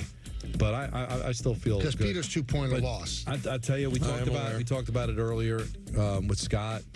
The Chiefs, I'm standing by. They could be had. Now listen, I should listen to myself. I should listen to myself, but I just figured, come on. What were you doing? But because why wasn't Detroit everyone's 3 again, by the way? What are we doing? Well, you wouldn't do it too because I want to go different than Michael. And you know what? You got stuck, didn't you? You got stuck. You know what? Arizona didn't even play yesterday. Yeah. You fell into Arizona and you forgot Seattle's 12th man. But guess what? I can still get points on you if I just get a win tonight. It's a big game. I can't kill Peter. The Giants went into Seattle and won. It was the last time they won, unfortunately. But yeah, I like that. You know what? I do it again. But Kansas City, you can't mess. Win every game by a last-second field goal and feel good. You got to feel disgusted. But I will tell you this right now: there's nothing less sexy to me on the docket than when I see Kansas City with a big number on the road. But I just don't trust Carolina. Carolina, I didn't trust it. And it was still Carolina's a lot better than it has been. Not because I think the win over the Giants in Germany. Everybody's been better. That brings you back because again, and throw Dallas into the hopper too. Dallas is completely 3-7 going into that game, totally banged up, backup quarterback, and to go to Washington and win. Like everybody's making an effort except the Giants. That's the point, isn't it? Isn't it sickening? No effort whatsoever from this team. None. Zero. Do the Jets still play? Yeah, not this week.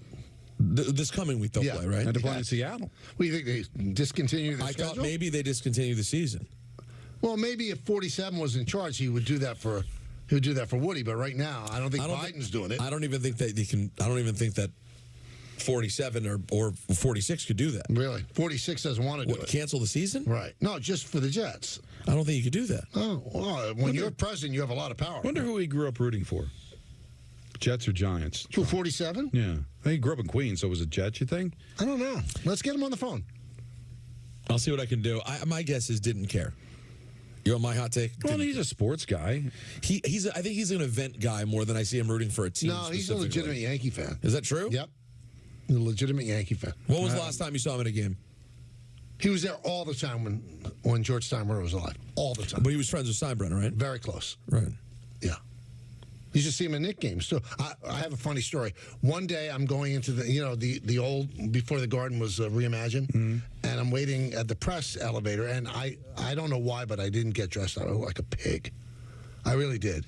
Had on like a kind of a ratty leather jacket, and Trump walks in with his 2 sons who were very young at that point, and he looked at me like I was a vagrant.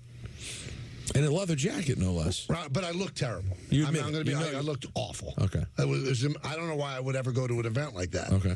And I said, "Hello, Mr. Trump. Michael, can I do the 8?" Then he became, "Oh, how are you?" Shook my hand. But you can see probably like really Purelled the heck out of it. He was disgusted. Moved his wallet to the front. How could he not be? Yeah. How could he not? Well, wasn't there probably a long period of time, and I saw Trump out a few times too, but there had to be a long period of time when he was a he was so common a celebrity to see in New York that it wasn't even necessarily news worth reporting. It wasn't in the wild. Yeah, it was barely in the wild. Like, right. Like you, am I wrong for thinking you saw him like an innumerable amount of times? I don't know if I saw him other than like meeting him that one time. And we tried, I'm telling you, Peter, 15 years to get him on center stage. And he committed that he would, never got him on. Why? I don't know. So weird. I don't know why we didn't get him on. Well, you had him on here. I was off that day. Yeah, we did. And who did he fire? Joey? Joey. Yeah. Promoting The Apprentice. Yes. But we got him on here. But it was almost like Buffer, where he didn't say, "You're fired." Mm-hmm. He went, "You are fired." Like he wouldn't give the exact quote from The Apprentice. Smart move. Save it for a show. You know, I swore that I had him on Hot 97 during The Apprentice days too, and I've like searched to see if I could find it. We can't find that clip anymore. Joey must have it somewhere. Joey holds everything hostage. He wants us to pay him. Well, of course. Yeah. Knowing how Joey leans. I think he might have burned the tape. Yeah, that might not. No, you don't know how he leans. How do you say that? I think he's not on this. So, why can't he? He's on Twitter. He's a big boy. He can handle himself First fine. of all, it's X, all right? He can handle himself just fine. He doesn't have to be scared, all right? Oh, nobody's scared. I don't think that people have to know who Joey leans I to. think it's on his social. I think Well, he if it's puts it on right up social there on media, Twitter. then he wants people to know. He leans left. Let's go to Juicy on Route 17. Hello, Juice. Hi, Juicy. Hey guys, so it's time that we disassociate Giants with like the upper echelon of teams. So in the past, it's always been a mixture of New York and Pittsburgh and Green Bay have always those teams that always stood out as always doing the right thing. Now, I'm happy you asked because I am an owner of the Green Bay Packers.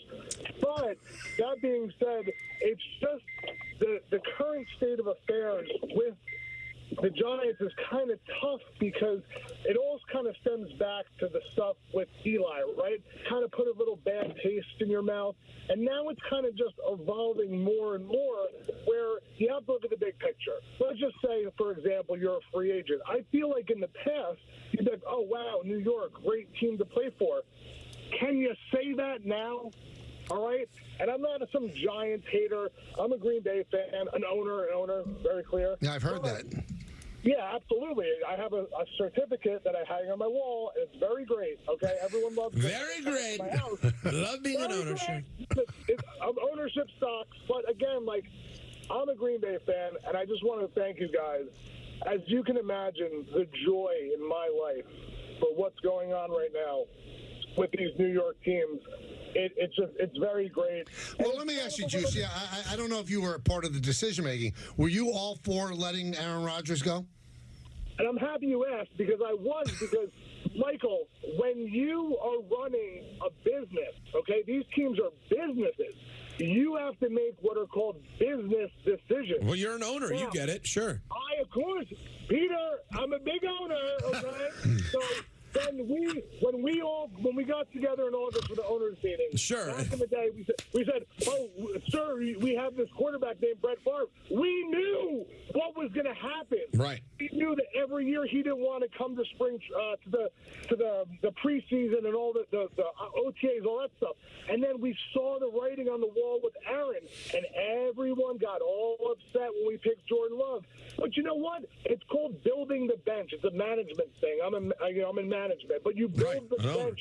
You have to. I believe that Juicy probably has a direct line to Brian Gutekunst. He has. I think so. Well, no, direct. Gutekunst has a direct line to him. You know, it's a good point. He's the owner. Yeah. Oh, listen, he was roommates with Ted Thompson back in the day. Yeah. And that's where it all came Although together. I got to tell you, I think it's so cool. I'm so jealous of Packers fans. That they get to own the team? So cool. But they have zero power. They spent however, I think it's like hundreds of dollars for a piece of paper. Yeah. That's it. People do that. Why?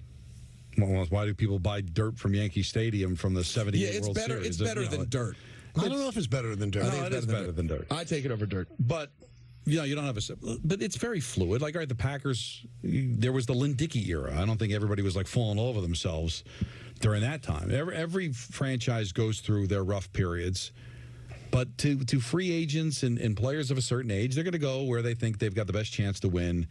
And as far as the dysfunction for the Giants, they're the right hire away from becoming an all-time franchise again, right? I mean, the Yankees had their era with Stump Merrill, and it didn't. You go through it. You just hope you can find a way out of it. Alan Hahn, who does a show before our show with Bart, he thinks that Juicy was actually MacGyver. he said the caller, when he was talking, there was a beeping in the background. It sounded like he was trying to talk to you while he was trying to disconnect a bomb. You know what? Either that or he was driving a truck, but I thought the same thing. Let's go to Louie in New Jersey. Louie. Hello, man. Hello, Lou. How you doing? Good. You? Louis from Jersey. You heard me? Hey, Louis. Yeah, sure we do. Let me ask you guys. See, I don't talk like most of your callers. I'm the old school guy. That's right. Here's what bothers me. A lot of things bother me about athletes. That's another story. When I hear people say, well, they have nothing to play for, you know what kills me? I worked on loading docks 35 years. You know why? I love the job. I got paid. These guys, if I'm the owner, I'm paying you not to lose under any circumstance. Now, how many teams right now can't win nothing? They're not going to play? You know, Louie, you're absolutely right. Yeah, I mean, here's what I look. I'm really old school. I don't give a damn. You getting paid millions of dollars. If I'm the owner, I fire you for them. I'm not paying you to lose. And then how about the guy coming to see the games? What's the point? All year. Now I know you're not going to play because you want a draft choice. That is insane. It's almost like fix, you know? Well, what you're saying, Louie, is true. No one should not play hard because they're getting paid. So whether the Giants gave up on the quarterback or not, the fact that they in their words, were soft yesterday, unacceptable. You're paying them a good amount of money. Now, I could understand in the back of a player's mind, why should I get hurt for this train wreck? But that's your job. Those are the rules of engagement, to play hard. And it might hurt them down the line because that's what's being put on tape. That's what other teams are going to see. I don't think it's a conscious decision. We're not going to play today. But you just get deflated, I think, emotionally, and I think it affects the way that you play. I think that every player went out there with the intention of trying to go out there and beat the Buccaneers, but maybe their heart wasn't completely in it, and as you start to lose, it becomes like a self-fulfilling prophecy. I can't speak for every player. Maybe there were players that actually had no intention of going out there and play, but they know everything that they do is on film. They don't want to affect their numbers, Michael, but when you're disappointed and you feel like your organization's going nowhere and you start to lose, it might be tough for you to find it in you to give you that extra effort that you need. I'm not excusing it, Michael, but it's going to happen because emotion plays a lot in this game. And if you don't have your heart in it because of the way the franchise is, I think your physicality is going to follow. Let's go to Steve in Las Vegas. Steve. Hey, guys. Happy Thanksgiving. Same to you. Listen, they got to get rid of everybody because I don't know how you allow all of these all-star, all-pro players to leave your team and make other teams better. And then when you know that the team is declining, why at the trade deadline don't you just accumulate draft picks to at least allow yourself to be better next year? I mean, you got to stop hoping that you're going to pick at the top of the draft when teams are built at the bottom of the draft. You got to pick these guys like the Rams and Seattle that they're picking in the 5th round and 6th round, and somehow they find players that are starters, that are immediate impact. You know, these evaluators for the Giants, I don't know what Shane is doing. All of them got to go. Well, listen, he obviously knows. He's worked very hard to study and know these players. But if I'm going to fault him on anything, guys, it's probably just, can you just completely be cold-hearted and not think about, you just think about the player based on his money and his position? I guess that's the way they go about it, but are there times where you say, all right, this guy's a little bit more special, we've got to treat it a little differently than just, they're all just commodities, and at the end of the day, it doesn't matter? Well, there's something that's been out lately that really bothers me a lot, that they actually made the choice of DeVito over Locke because of money, because Locke has a lot of incentive. I mean, really? The New York Giants are worried about saving $100,000? I get the benching of Jones because that's a significant amount of money you'd be on the hook for. But this was a negligible amount. I think somebody had done the math because I'm not going to the playoffs. There were certain incentives that were just not reachable. If he hit all the incentives that were reachable, it was like $1.25 million. Come on, that's a drop in the hat. It's embarrassing as well. I will stick to my guns that this was get a little juice out of the kid, the local guy. Believe me, there was no juice. Mercedes-Benz of White Plains is your commercial.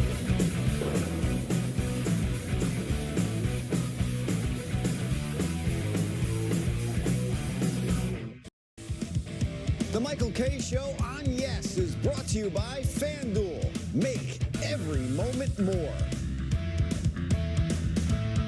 This is you, and this is your surprising hunch. I'd take the over. The kind of hunch that pops up anywhere. Buffalo. It's Broncos time. And right now, FanDuel is giving new customers $150 in bonus bets when you bet $5 if you win. Carolina! So you won't let a hunch go to waste and make every moment more. New customers bet $5, get $150 in bonus bets if you win. Only from FanDuel, America's #1 sportsbook. Now is the perfect time to get away during the Hyundai Getaway Sales Event. With 0 payments for 90 days on select models. Plus, every Hyundai is backed by America's best warranty. Hurry to the Hyundai Getaway Sales Event before this great offer ends. Lease an all-wheel drive Tucson for only $229 a month, or get 0% APR plus 0 payments for 90 days. Only during the Hyundai Getaway Sales Event.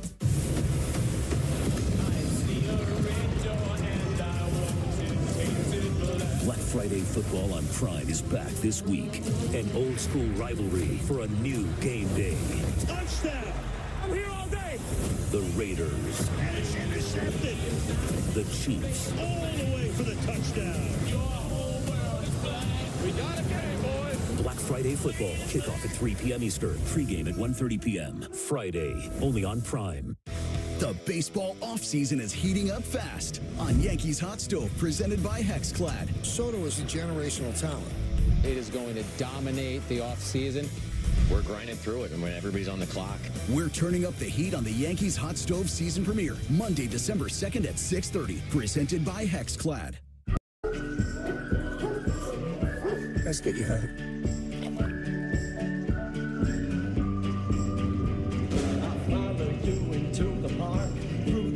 Through the dark, girl, I never loved one like you. Boats and waterfalls, alleyways and payphone calls. I've been everywhere with you. That's true. Laugh me till we think we're down. Barefoot on that summer night. Never knew it was sweeter than with you. And in the streets you run free like it's only you and me. Cheers, you're something.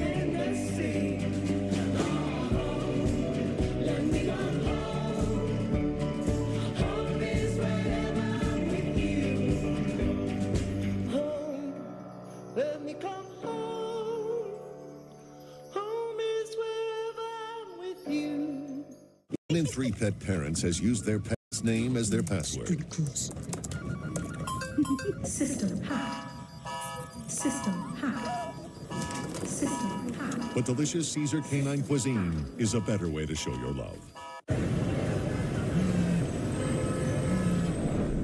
Hi, Eric. Hi, Mel. Is now good for a quick catch-up on your plan? Yes, now's great. Has anything changed since we last spoke?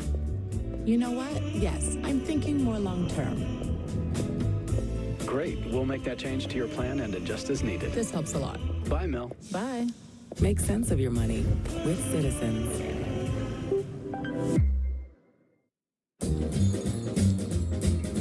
Welcome to Nissan. Are you interested in a test drive? Absolutely. There's the all-new Kicks, the new V6-powered Frontier, and the Nissan Rogue.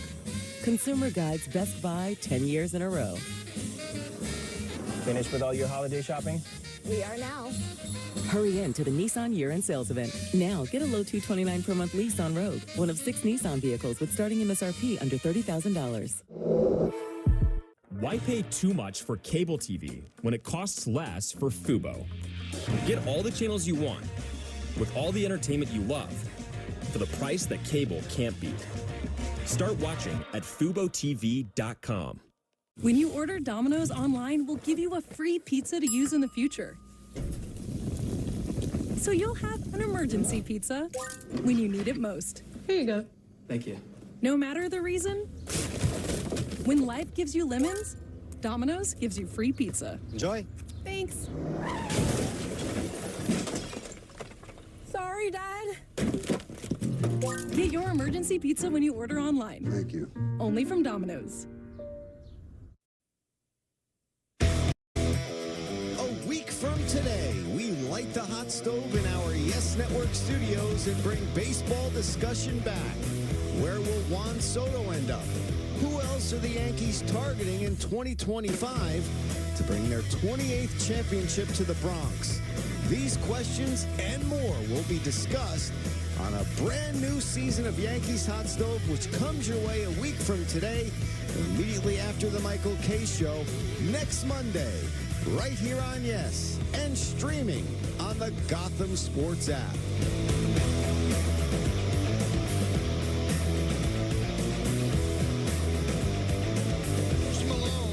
Special guest Jelly Roll. Oh, sure.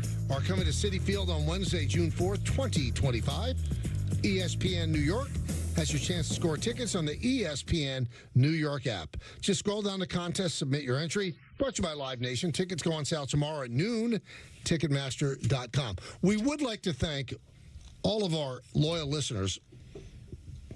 On Friday, we had some trouble with the streaming. Yes. We apologize for that. Working on, I think it's okay today. There was some trouble earlier in the day with DPHO in Rothenburg. So it's a bigger issue than just, there was a blip somewhere on a cord or a wire. But we're working on it. Hopefully that you're able to enjoy us streaming-wise today. So sorry for the inconvenience. Yeah, we don't want to inconvenience anybody. Driving a lot of people crazy. It's not right. We're going to overcome it. And we're going to make it work. I'm excited. I can see Brownshire in the suite tonight. Wow, big Blues game? Yeah. Michelle Smallman's going to be there. She's a Blues fan as well. Big Michelle fan. And she's a big Blues. Remember when she met you the first time? She fell over the ottoman. It looked like Dick Van Dyke. It was... Do you think she was a little overcome? Yeah, I think she was really while meeting Michael K. And she tried to be cool, and she didn't see the ottoman there, and she fell right on her backside. It was tough. Did you see what Chris Carlin said? I listened to a lot of the game on Saturday. No, I'm not talking about that. No, just in life? No, I did not hear him. He said this on his show today. Mm-hmm. Carlin versus Joe. Versus Joe, yeah.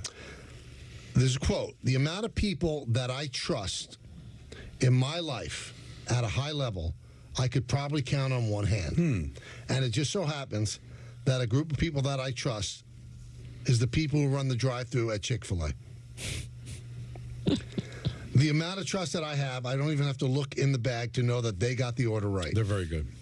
So he said, I cannot say that about most places. Honestly, I don't have kids, but if I did, I'm pretty sure I would trust the Chick-fil-A drive-thru folks to take care of them for a few hours. I would. I have family members that I would trust to get something done less than I would a Chick-fil-A person. Do you see, though, 100% right. But you do agree this is why it's probably for the best that Chris decided not to have kids? Well, that he might just drop them off at the Chick-fil-A. I mean, listen, I love Chick-fil-A, delightful meal, but you got to do a little better than that.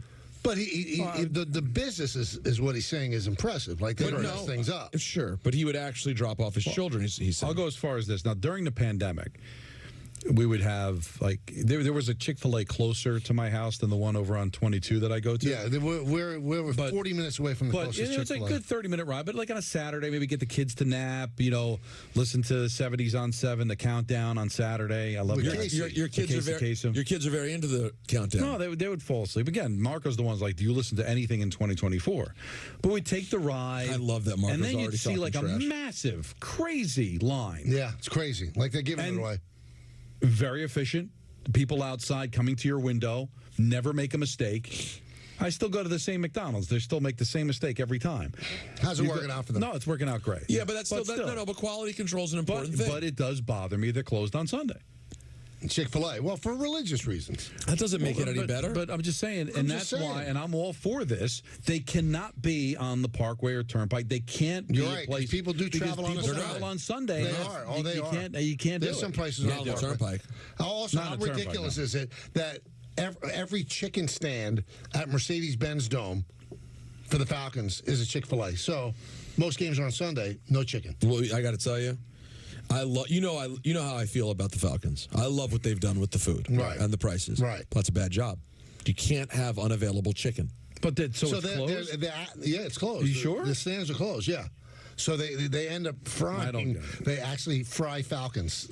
Is that true? Yeah, they do it themselves. Yeah. I don't want to get into a religious debate, but I mean, come on.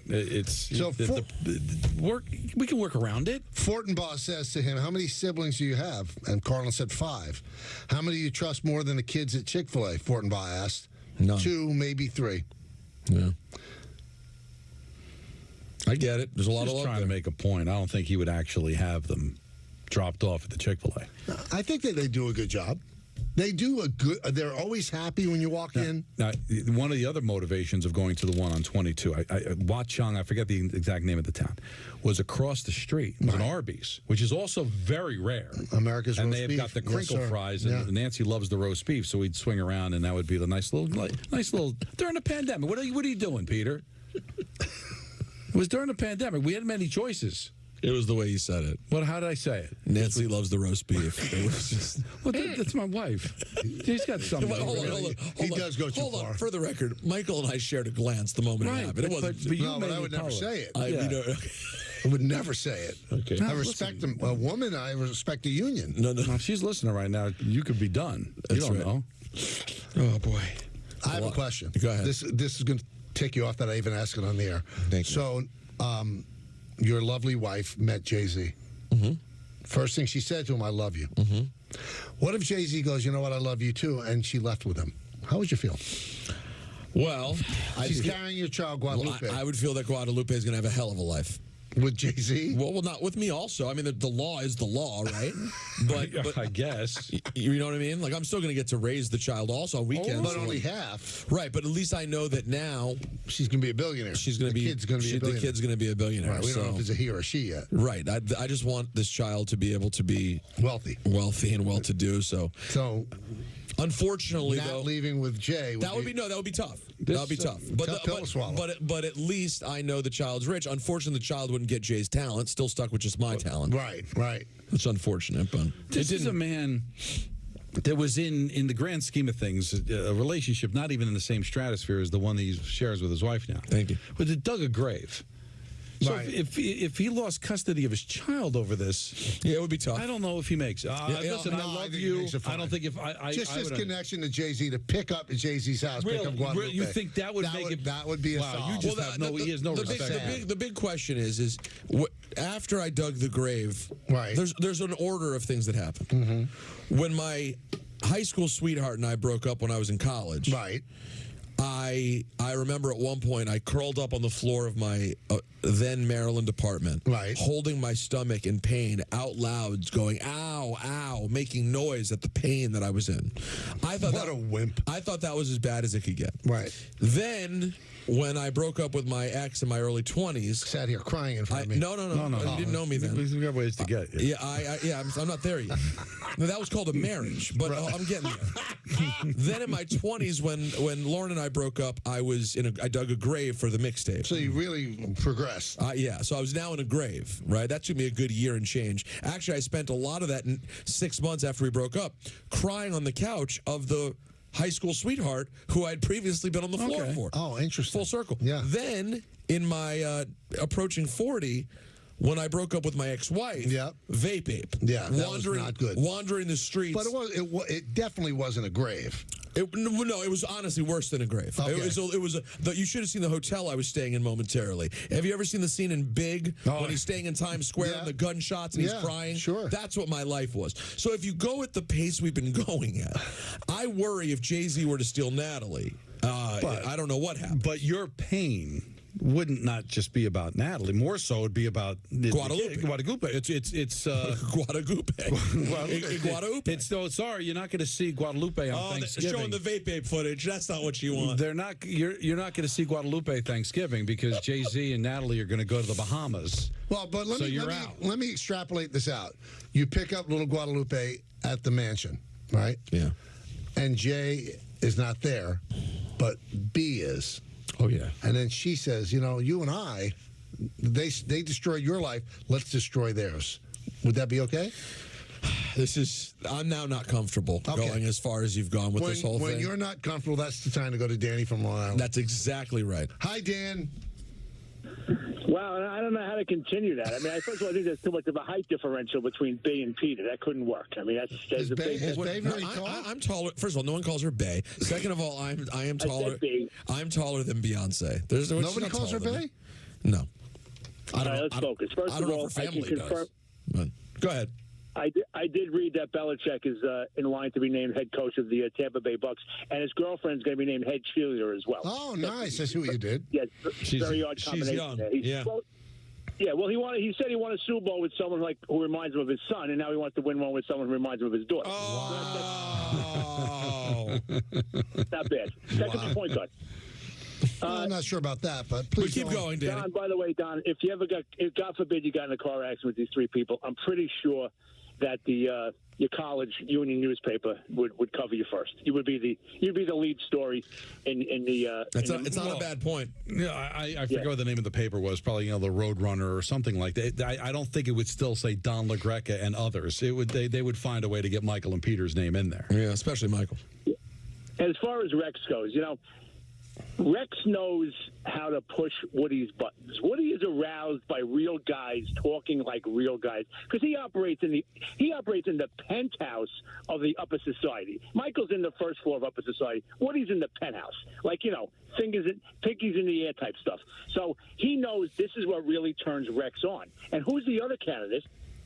Vrabel, who actually played in the NFL, won a Super Bowl, knows how to run a team, but is much more refined in public, a much more reasonable person, in great shape, by the way, and would absolutely skyrocket to the top 5 best-looking coaches. So Rex has decided I have to out-Vrabel him, so I got to go full Rex. The only way I'm going to get this job is if I go full Rex, and this is what he wants. Because Vrabel is twice the man of Rex, but a lot more quiet about it. So he has to go full Rex.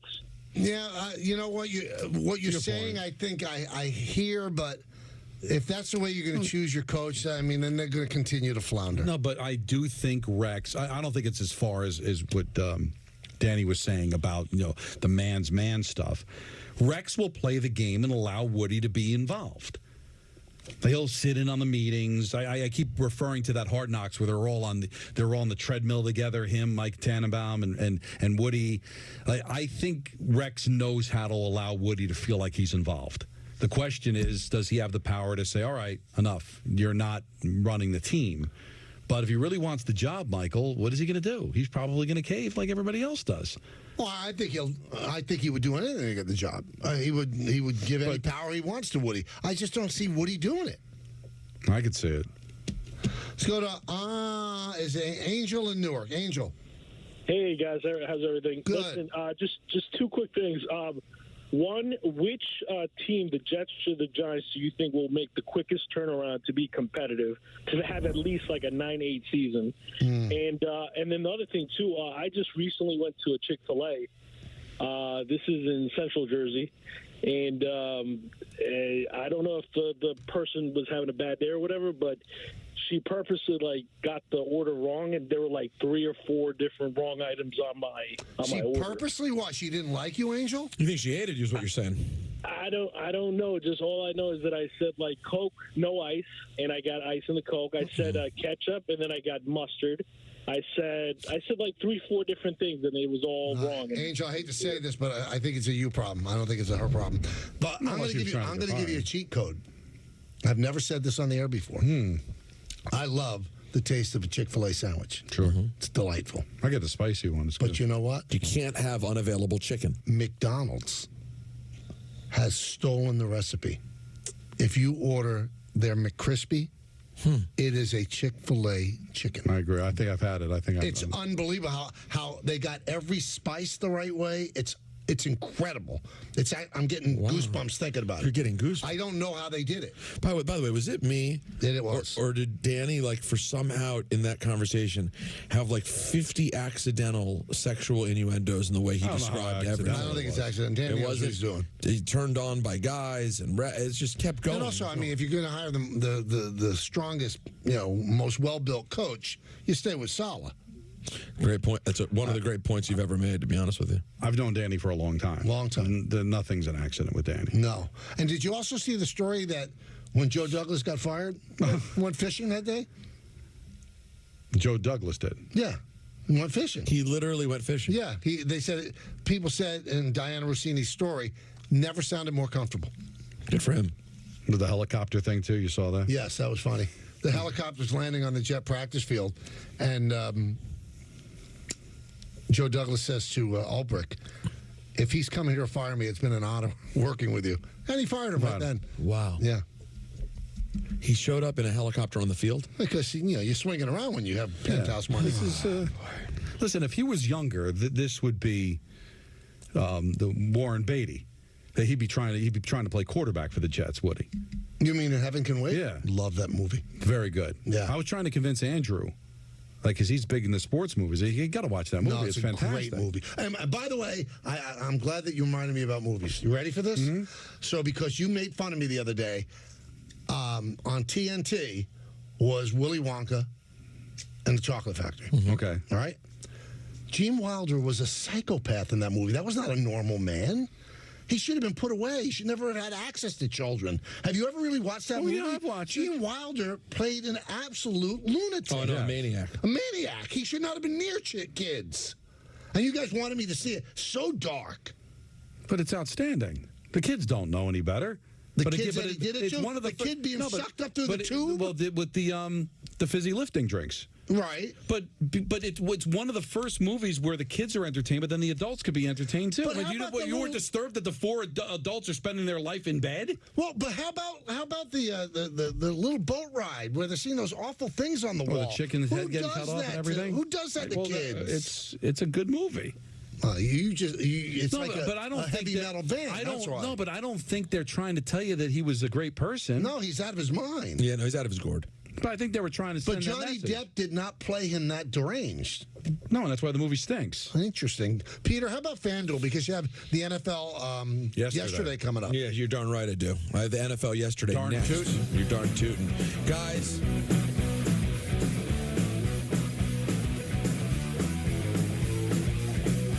Untuck It makes every guy look better. From tall to short, from big to slim. From our iconic button-downs for all shapes and sizes to a whole lot more.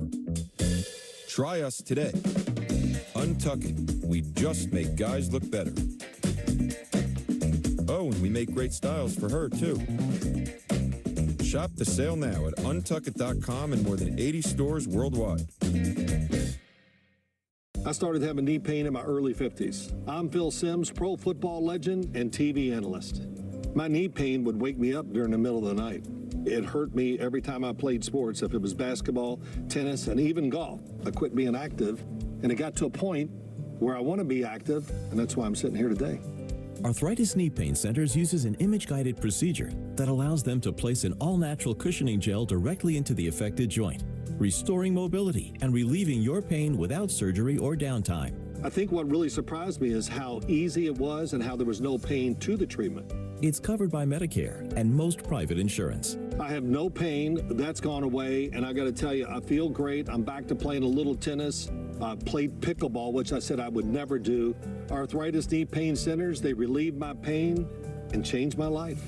Call Arthritis Knee Pain Centers now and schedule your no-charge, no-obligation knee pain screening. Call 800-823-3160.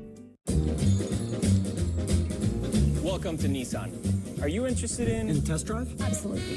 There's the all-new Kicks, the new V6-powered Frontier, and the Nissan Rogue. Consumer Guide's Best Buy 10 years in a row. Finished with all your holiday shopping? We are now.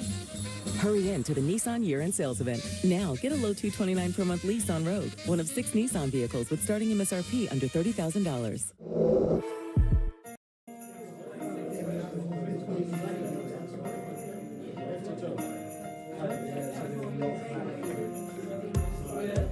The holidays for me represent another year to celebrate with my family. Another holiday, another year. My dad loved the holidays.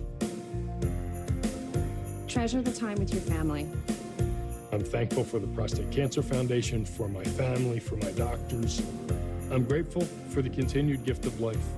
For me, every day is a day to celebrate. It's your health. It's your life. There is no greater gift than good health. This holiday season, put talking with your doctor about prostate screening at the top of your list. Want more info?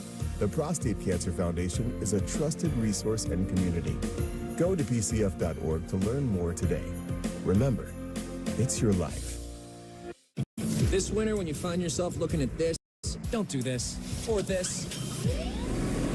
When it comes to snow, go with Snow Joe, the #1 brand of cordless snowblowers with ultra-powerful Ion Plus lithium-ion technology.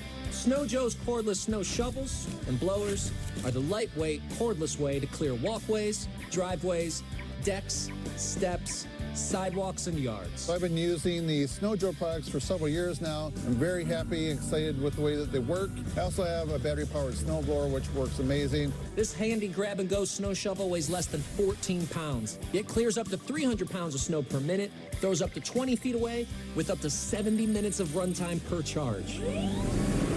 Got a bigger clearing job to handle? Forget about gas. Cut the cord and go with Joe. This 48-volt Snow Joe cordless blower clears over 10 tons of snow in 30 minutes on a single charge, about the weight of 5 pickup trucks. You only get that kind of power with Snow Joe's exclusive 24-volt Ion Plus battery technology with EcoSharp power management, driving a heavy-duty rubber-tipped steel blade auger that shreds snow without scratching the pavement and with 0 emissions. Best of all, it starts like this. Listen to how quiet it is. After years of shoveling snow with a traditional manual shovel, my search led me to Snow Joe's cordless battery-operated snowblowers. Ended up being one of the absolute best purchases that I have ever made. Both me and my lower back, thank you. Call now to order your Snow Joe today with prices starting at just $199.99. Or go online to snowjoeontv.com and pay as low as $19 a month. Order now and get 2 free gifts, a premium 3-year warranty, plus free shipping. A total savings of over $100. Call 1-800-238-3495 or go online to snowjoeontv.com.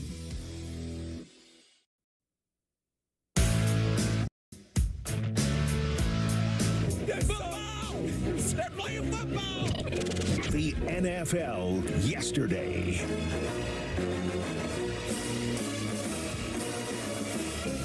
I did. Hey, guys. Welcome.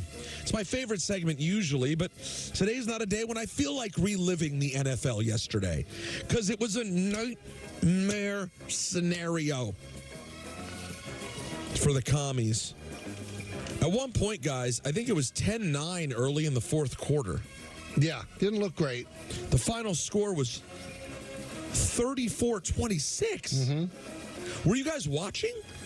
I was going back and forth because I thought it was my responsibility to be on the Giant game. Was that still a game? Yeah, because we got that in New York. That was the game on Fox. Yeah, it was on Fox. Giants-Bucks was on Channel 2. The Commanders are on TV in New York every week. Why did I pay for the ticket this year? They're on TV every week. Great question. So, and I got the Dolphins and the Patriots. So, all right? Yeah. That was nothing. All right, so here we go. The Cowboys snap a 5-game losing streak, defeating my Commanders 34-26. I was in the Fanatic suite with greats and near greats: Michael Rubin, Jay-Z, Wale, Corday, Marshall Head, DJ Marshmello. Right. I'm told the comedian Matt Rafe was there. I didn't recognize him if he was. He's hot. I know. I don't know. Yeah, I believe you. But Jay-Z was in the room, guys. The air was sucked out. You know what I mean? Yep. You should have had him leave. You would have been bigger. Then I would have elevated a bit. But no, shout out to Fanatics and Michael Rubin. I had a great, great day in spite of this happening. First, the Commanders, they're down 10. They grab a field goal to cut it to 7. They kick it away and get it back with 30 seconds left. And I remember the moment that I realized, because I was about to leave, and I went, oh, wait a second, there's 30 seconds left. I forgot we're getting the ball back one more time.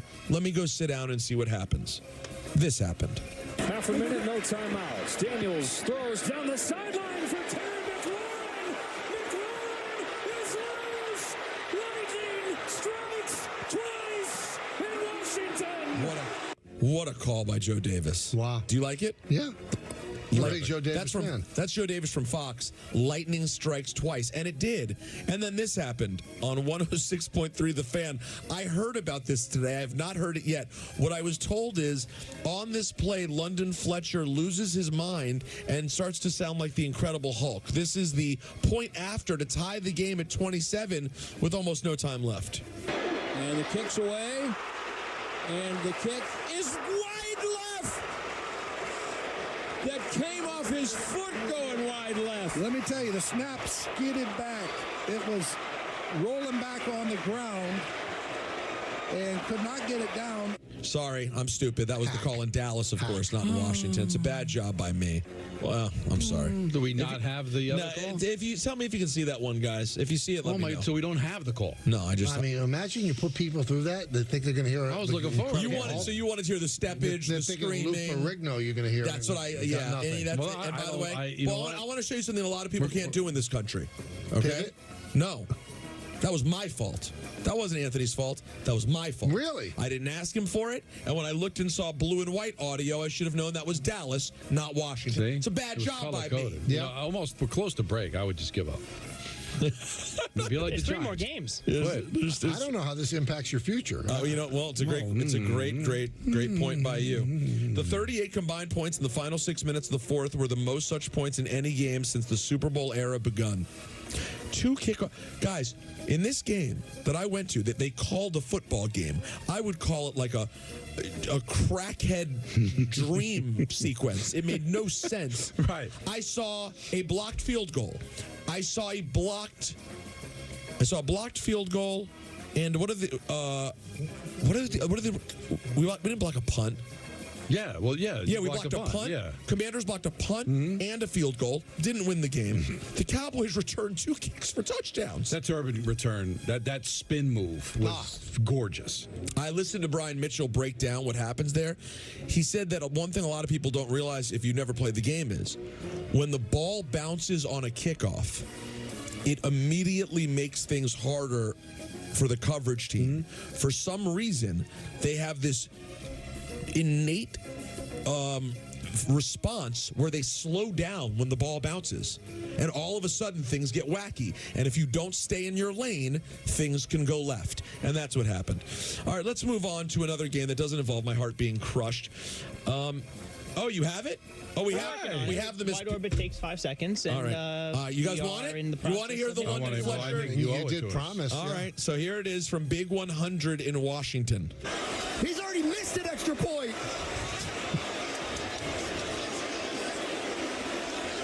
It's berserk. Snap. Low.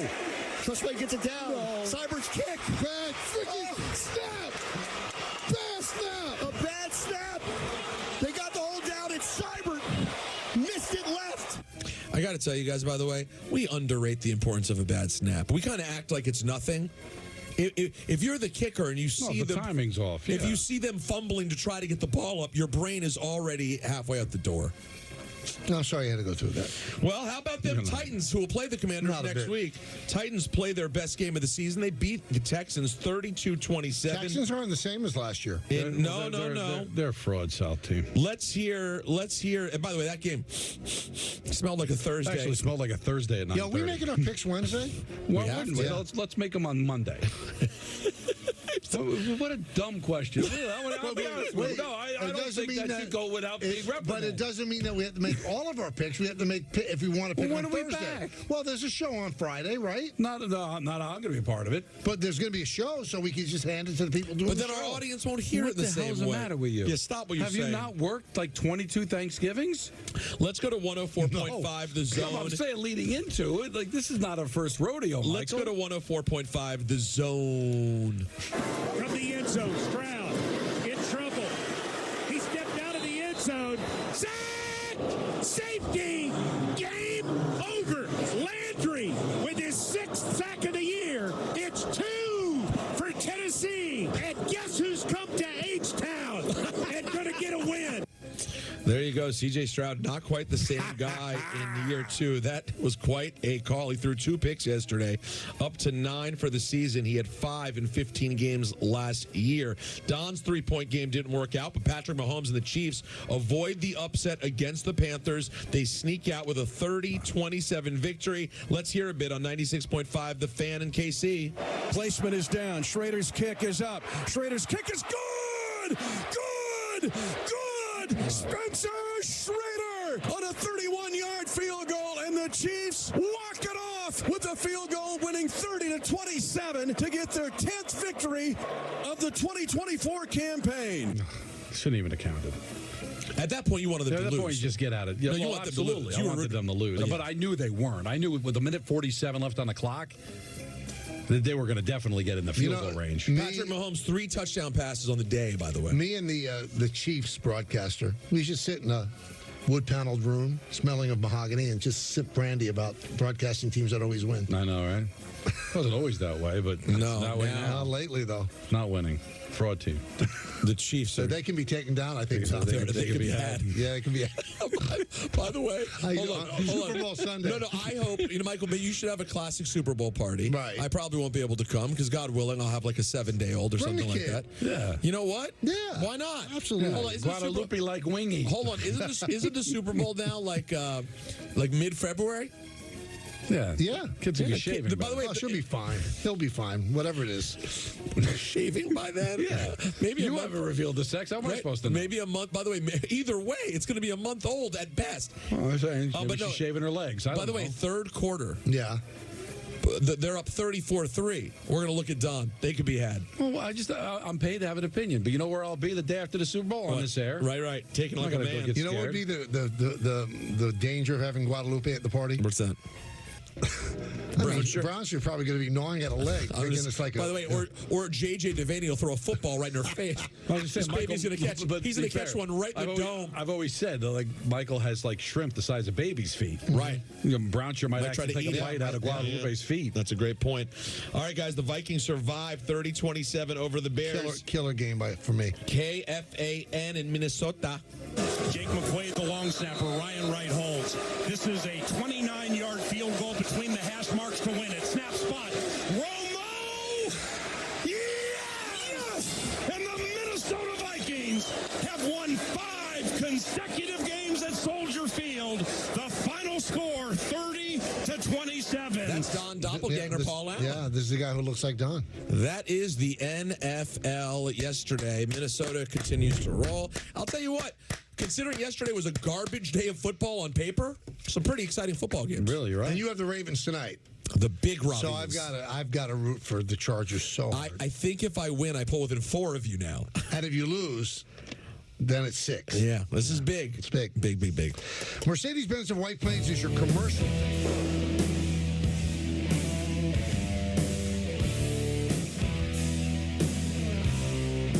Visit linkedbylovetv.org to learn more about kidney disease, transplantation, and prevention. Get the facts, get checked, and get healthy. Did you get the Duracell batteries? What's it matter? Batteries are all the same. Incorrect. Only Duracell is built different with Power Boost ingredients inside. Power Boost ingredients are a unique blend of nickel and lithium. No other batteries have them. Power Boost. Stepping up to the 18th tee. Hopefully her head's in the game. Lauren, is your head in the game? Get your head in the game.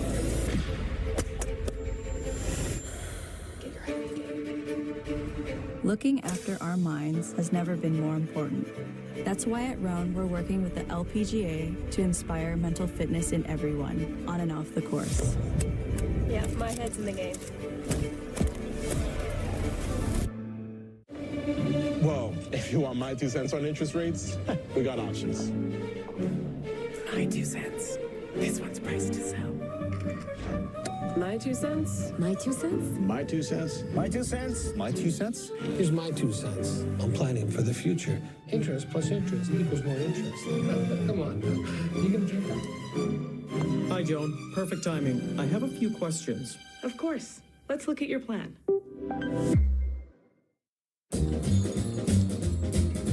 Welcome to Nissan. Are you interested in test drive? Absolutely. There's the all-new Kicks. the new V6-powered Frontier, and the Nissan Rogue. Consumer Guide's Best Buy 10 years in a row. Finished with all your holiday shopping? We are now. Hurry in to the Nissan year-end sales event. Now, get a low $229 per month lease on Rogue, one of 6 Nissan vehicles with starting MSRP under $30,000. We're unboxing unbeatable values for your home every Friday in November. And that means I've got stylish sofas in multiple colors with Bobapedic seating for just $3.99 each. Because every day is like Black Friday when you dare to compare at Bob's. When you order Domino's online, we'll give you a free pizza to use in the future. So you'll have an emergency pizza when you need it most. Here you go. Thank you. No matter the reason, when life gives you lemons, Domino's gives you free pizza. Enjoy. Thanks. Sorry, Dad. Get your emergency pizza when you order online. Thank you. Only from Domino's.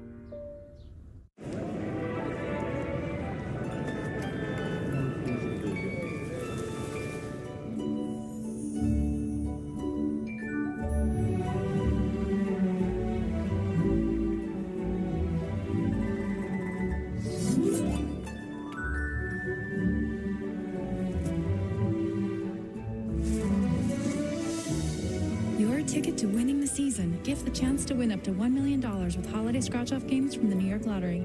'Twas the night before Spriteness, but feeling mad lame, cause Santa was out with a high ankle sprain. We needed a sub that was down for the cause. Then into the game came our man, Answer Claus. His task was not easy, but it had to be done.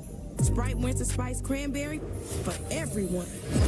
The holiday parties were just kicking off with eggnog aplenty. More like eggnog. When what to their thirsty eyes should appear, but a slayer slays with 8 tiny wolf deer. AE drove hard to the hole all Winter Spice night, dunking down chimneys. Keep the highlights. This limited Sprite made the holidays lit. As for once in his life, it hit nothing but brick. And they heard him exclaim as he peeked out of sight. Merry Spritemas to all, and to all a good Sprite.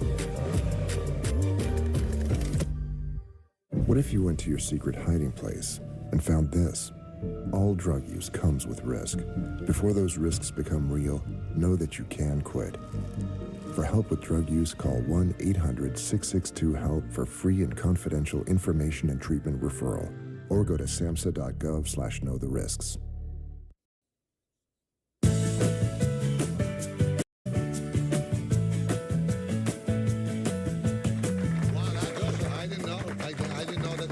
For you. I'm very proud. Good for you. Yeah. It's a great point.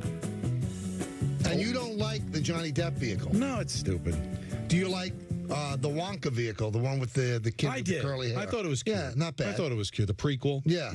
Apparently there's another one coming out, too. But, no, the original is terrific. Gene Wilder is amazing. So we heard Joe Davis in the previous segment. Mm-hmm. Joe Davis said something in an interview that I've never heard anybody say. Okay. And he pretty much called most broadcasters liars. He said anybody who said or says that they don't plan calls, they're lying. Like his call with Freeman, he thought about it. You know, if he hits a home run here, it's tied with Kirk Gibson. He said anybody who says they don't plan for that, they're lying. And I you know me. Yeah. I don't lie. No. I don't plan for calls. And I think that people that do plan calls usually stumble. He was brilliant on that call. That's a forever call. I think it's what's the best way to describe it? I don't know if it's planning, but just having some kind of like an outline, like an idea. But what I find, if I have the moment in a hockey game where I think of something, in the moment, I don't know, it just doesn't seem to hit the same as it did like the night before, like thinking about what will I do if the game goes into overtime? Right. And then you get to that moment, and for whatever reason, the feel isn't right. So I think you kind of have an idea, but it's got to be, I think there has to be a little organic. I would think so, too. But Joe is one of the best at what he does. And I know. He said that he definitely, thinks of those things. But I don't think he has the knowledge to make the statement that everybody plans, that if they don't plan, they're lying. I'm sure there's a lot of guys that just go off the cuff. It just sounds more natural. One of the calls that I'm most identified with is Jeter's 3000, history with an exclamation point. I didn't plan for it. I think I've told you this. I dreamed it. So the night before, I was sleeping, and I was dreaming that I was doing the game, and that Jeter got his 3000 hit as a home run. And I was announcing the game in my dreams. And I said, Jeter 3000, history with an exclamation point. And that was it. Then when it's happening and unfolding in front of me, I started to think what I dreamed, and I said it. I don't even know if I remember that. Yeah. It's weird, right? Well, it is weird. I mean, dreams, you're still kind of thinking, right? That's what dreams are. Your brain's still operating. A broadcasting teacher told me you were preparing in your head. You were thinking. Right. You were thinking it through while you were sleeping. Right. But then the dream part, the imagination part was the home run. Right. But then the thinking part was that's what you'd actually say. Maybe. Right. But it's a creative thing to come up with. I mean, I guess you can plan a championship. Yeah, you could. By the way, can I say something? Yeah. This is going to be tough on a lot of our colleagues. All right. Sometimes the big calls these days are a little too prepared. For some announcers, you could hear it's prepared. That's what I'm like. You know, they wrote the whole thing, and sometimes like just let's not be too self-important about that part. It's important, but it's not what the fans are sitting there waiting for. Just call it. Now, I think radio is different than television. Yeah, there's one with pictures, one not. You've got to describe. You got to describe everything, and you don't know how it's exactly going to go down. Even if you're like, I'm preparing for Freeman to hit the home run, you don't know where the home run's going to hit, what he's going to do after he hit it, the way he held the bat up, the circumstances around that. We're on television. I remember Dick Enberg saying sometimes the best calls are when you lay out, let the crowd on TV. Yeah. On TV, but on radio, you got to kind of describe it, and there's no way to know exactly how it's going to go down. Even if you say, all right, I think they're going to score a goal here. Like if I'm prepared, all right, Rangers, they score a goal here, they're going to win. Maybe I'll formulate how I'm going to say that, but you don't know how the goal is going to be scored, who's going to score it, and that might change how your call is going to be. So you kind of have to let it ride, I think. One quick addendum. So that call was when Fox owned a big part of Yes. So every offseason, we had to go to a big seminar with all the Fox regionals there and all the announcers and all the bosses and stuff like that. And they played that call. Right? Right. And one of the bigwigs at Fox, no longer there, said, it's a good call, but it would be better if it was, and I'm sitting in the room, if you didn't say history with an exclamation point. So, you know me, my first reaction is to go beat the living piss out of him. Right. Oh, my God. But I sat there and I was scratching the bottom of the desk where I was sitting, and God love him to this day, Filippelli stood up and said, are you out of your mind? It's any home run if he doesn't say history with an exclamation point.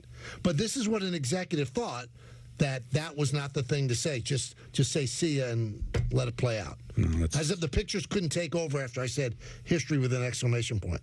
But what do you have announcers for? Yeah, that's what I always say. You got to. That's one of the things in announcing. You got to let the pictures tell us. Then why are we in the booth? We have to be the frame around the pictures, and then you let it. Like when Jeter and Pettit came out to take Rivera out, I said, look at this, how dramatic. Didn't say a word for 5 minutes. There are times that you don't say anything. It doesn't have to be said. Right. But sometimes it needs a frame around. Right. You need a narration in some way. What a beautiful frame you made, by the way. You think so? Thank you. Before we go, I just want to throw this out there. My brother David's going to have a show at Gramercy tomorrow. It's tomorrow? It's tomorrow. The whole area of Gramercy? There's a few. The Gramercy He's taking over the Theater. streets. Oh, okay. There's just he did very well. I think even more than the first time he was there. Says he only got a handful of tickets left. But I just want to I'm so proud that he and Bully Ray are going to be doing this show. Jim Florentine's going to open. And he's got tons of surprises. So go check out the show if you can. If you're going to be Busted in the city. Open Live? Yeah, Busted Open Live. Dave and Bully Take Manhattan. Are you going to be one of the Gramercy surprises? Theater. I was not contacted. No, he's not right. Well, listen, I want to mention it because I'm just proud of him. He doesn't need the promotion, and I'm just telling you that the guests he has lined up, Peter, and he's not using it as a promotional tool because he wants to surprise the people that are going to go there. So we know about Jim Florentine, but there's other people that are going to be there, sure. Peter, that you would be very excited. Over the moon to see. for us, what you're saying. Fun with numbers goes big game tonight. If the Ravens cover, then Rosenberg Radio is just 4 points behind Michael. If not, it stands at 7 entering Thanksgiving. Don LaGreca way ahead for the battle. 7. The difference between 7 and 4. Are you kidding me? Yeah, but you've made the point that it is a little ridiculous that something bad doesn't happen to who finishes in second. Oh, I agree. Something shouldn't happen. Too late. Maybe leave the show. This is almost like, whoever finishes second has to leave the show. What do you think? I'm not comfortable with that. That's a very hefty ask. I know. I love this show. So do I. I will not devalue these men. 1-800-919-3776. I think now's the right time. We're in the right frame of mind to go to Richard in Manhattan. Richard. Michael, Don, Peter, I'm going to bring up a baseball point. And I gave this some thought. Michael, you'll give it thought too now. Ohtani winning the MVP. Okay? 30 votes, all 30, unanimous. So I understand the voters, what I'm inferring is they're saying, yes, he doesn't play the field, but he was the perfect player at that position. Not his fault that he couldn't play the field. A DH is supposed to do what he does, and he did it perfectly. That's why we're voting him unanimous. Am I right by my inferring? Well, I think that he was so good with his 50-50 that they chose him over Lindor, yes. All right, here's my thing now. This has precedent, not in baseball, similar. Peter, you'll love this, too, because it involves your Washington Redskins. In 1982, Mark Mosley was the MVP of the National Football League. The only kicker ever. Yeah. Now, how can a kicker be more important than a quarterback, a defensive end, a running back, a wide receiver? It was an awful pick. Dan Fouts should have been the MVP there. Well, they're not stupid, Don. They know what they're voting. So I infer from that Mosley was the greatest at that time, at that position, and what he did. Now, let's extrapolate to this.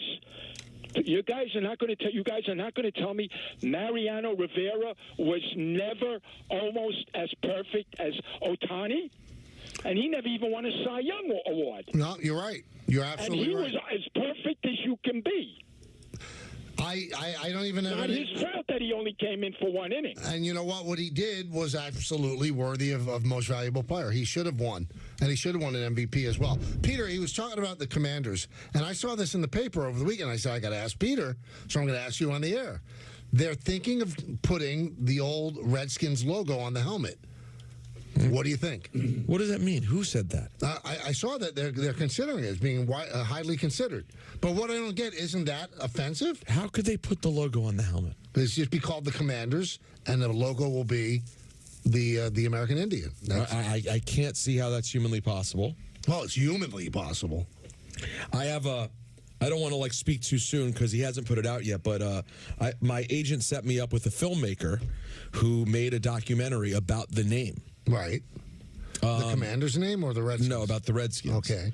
The working title of the film is Hail to the Breadsticks, right? Mm-hmm. And him and so basically he's a huge Commanders fan, and his young son was becoming a fan, and his young son basically looked to him one day and was like, isn't this racist? And he was like, this is 5 years ago when he started making it, so 6 years ago. So he said, we should explore this together. And they went all around the country to all these different native nations and talked to people. And it's a fascinating watch. But I'll tell you what, that old poll that the Redskins then supposedly took of Native Americans, you'll be surprised to know that wasn't 9 out of 10 were not offended.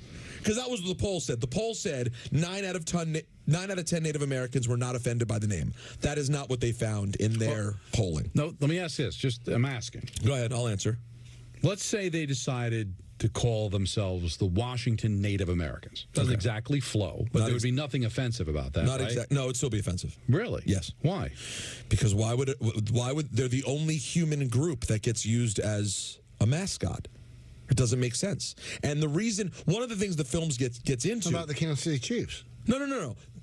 That group, though, the Native peoples. Right. Native peoples are the only people who get treated as a mascot. And one of the things that they really got into in the film that's really interesting is there's a direct correlation between them being used as a mascot and their current situation in America, which is that they are often treated like a group that doesn't exist anymore.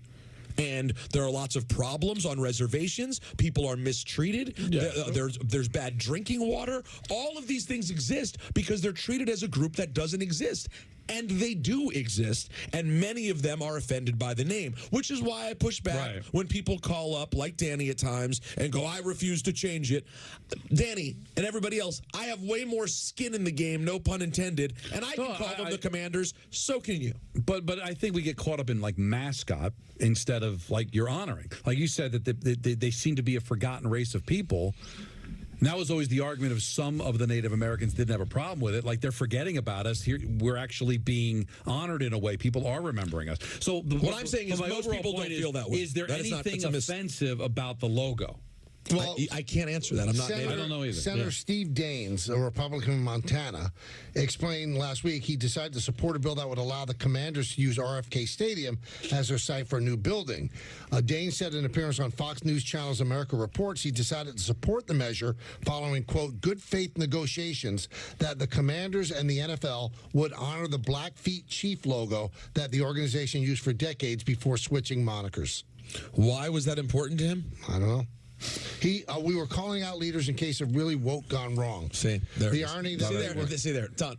Yeah, the irony that they were canceling Native American culture as the DEI movement went way too far. Dane said, "This is honoring a Blackfeet chief who was born in Montana. He's highly esteemed. The Blackfeet tribe of Montana, their current chairman and tribal council, signed a letter in strong support to bring the logo back in honors Indian country." See, I get you're right. We're not in any position. No, but I do know when my brother produced the morning show for the NFL channel on Sirius, he had a Native American on who said, I don't mind it because I don't want to be forgotten. What should see it.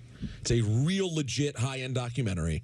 They talk to tons and tons of people of different tribes all over the country. Let me just say, they are almost all resoundingly, deeply offended to the point that the director of the documentary, once he got into it, stopped using the word.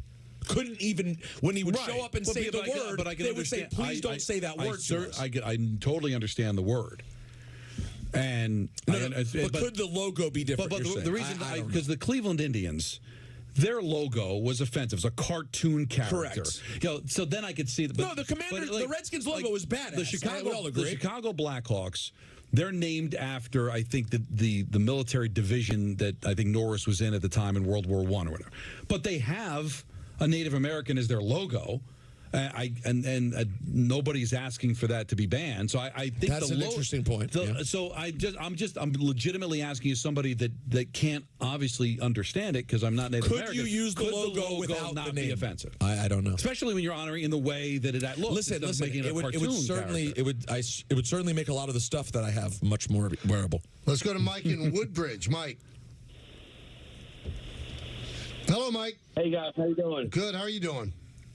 All right. I'm going to take you on a roller coaster right now. First of all, I think that one guy, Louis, sounds like a backdoor Ira. But anyway. Wow. I feel like Rex Ryan and Ben Johnson are going to try to make a move. The way he said, like, hey, it was a Jets defense, and then now he's looking at, like, who else offense can do is Ben Johnson. But, Mike, let me ask you a question. I'll let you finish your... Why would Ben Johnson take an offensive coordinator job? He's got one with the Lions right now. He wants a head coaching job. And they're on their way to a Super Bowl, so it's either Super Bowl or... I don't think it's head coach or bust for Ben Johnson. Ryan, I don't think he will. I just think Rex Ryan was trying to, like, do, like, a kind of, like, hey...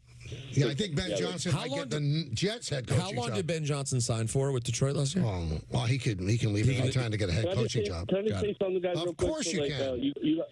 You guys are going to Tommy's in Clifton, right? Yeah, right, we are. Yeah. So I called from Woodbridge a couple of days ago, right? And Peter, like Better Health and stuff. Better Help, yeah. My buddy, like, he burned down a house I was staying at, and I think we got to treat each other better. And it's unbelievable. It's the first time in my life I have no shoes and no nothing. It's unbelievable. But I'm, all joking aside, let's just be better to people. Well, that's a nice thing to say, especially on the week of Thanksgiving. Yeah, that went someplace I didn't Expected to go I'm after going the to tell Ben you something. Johnson This is going to go conversation. someplace that you'll never guess. Go ahead. I've never had pumpkin pie. Never had apple pie. Never had cherry. Well, no, the apple pie is almost the reason why you should be excommunicated. But apple pie is not great. You know, I'm not a fan. But to say you've never had it is and be American. It's being ignorant. Literally, the phrase is American is apple pie. I get it. And I don't have hot dogs either. And I don't own a Chevrolet. All these things, I guess I'm not American. But you're just not giving yourself. But I do like baseball. Do you know what goes best on a hot dog? What's that? Mustard! I didn't get it. No, you guys, it's a hip-hop reference from the weekend. It's the Kendrick Lamar album. I'm sorry. You're really high on this album, but not high on the Drake one. I didn't say. Well, there's no Drake one right now. You said there's a Drake AI one. I keep reading. No. Drake had done an AI thing with Tupac, which was horribly ill-advised. Right. And Kendrick did an artistic Tupac tribute, which I was saying the contrast. That's why there. Kendrick won the Purple Heart, right? Or the Nobel Prize. Pulitzer Prize. Pulitzer. Thank you. You'd say Pew? Pulitzer. You're Pulitzer. What do you say? Some say Pulitzer. What do you say, Billy Joel?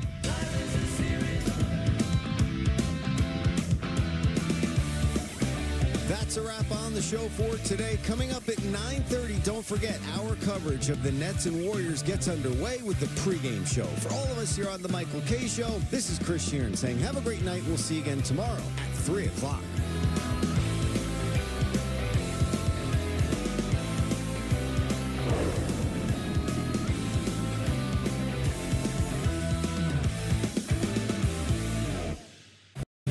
The Michael K. Show on Yes is presented by Untuck It.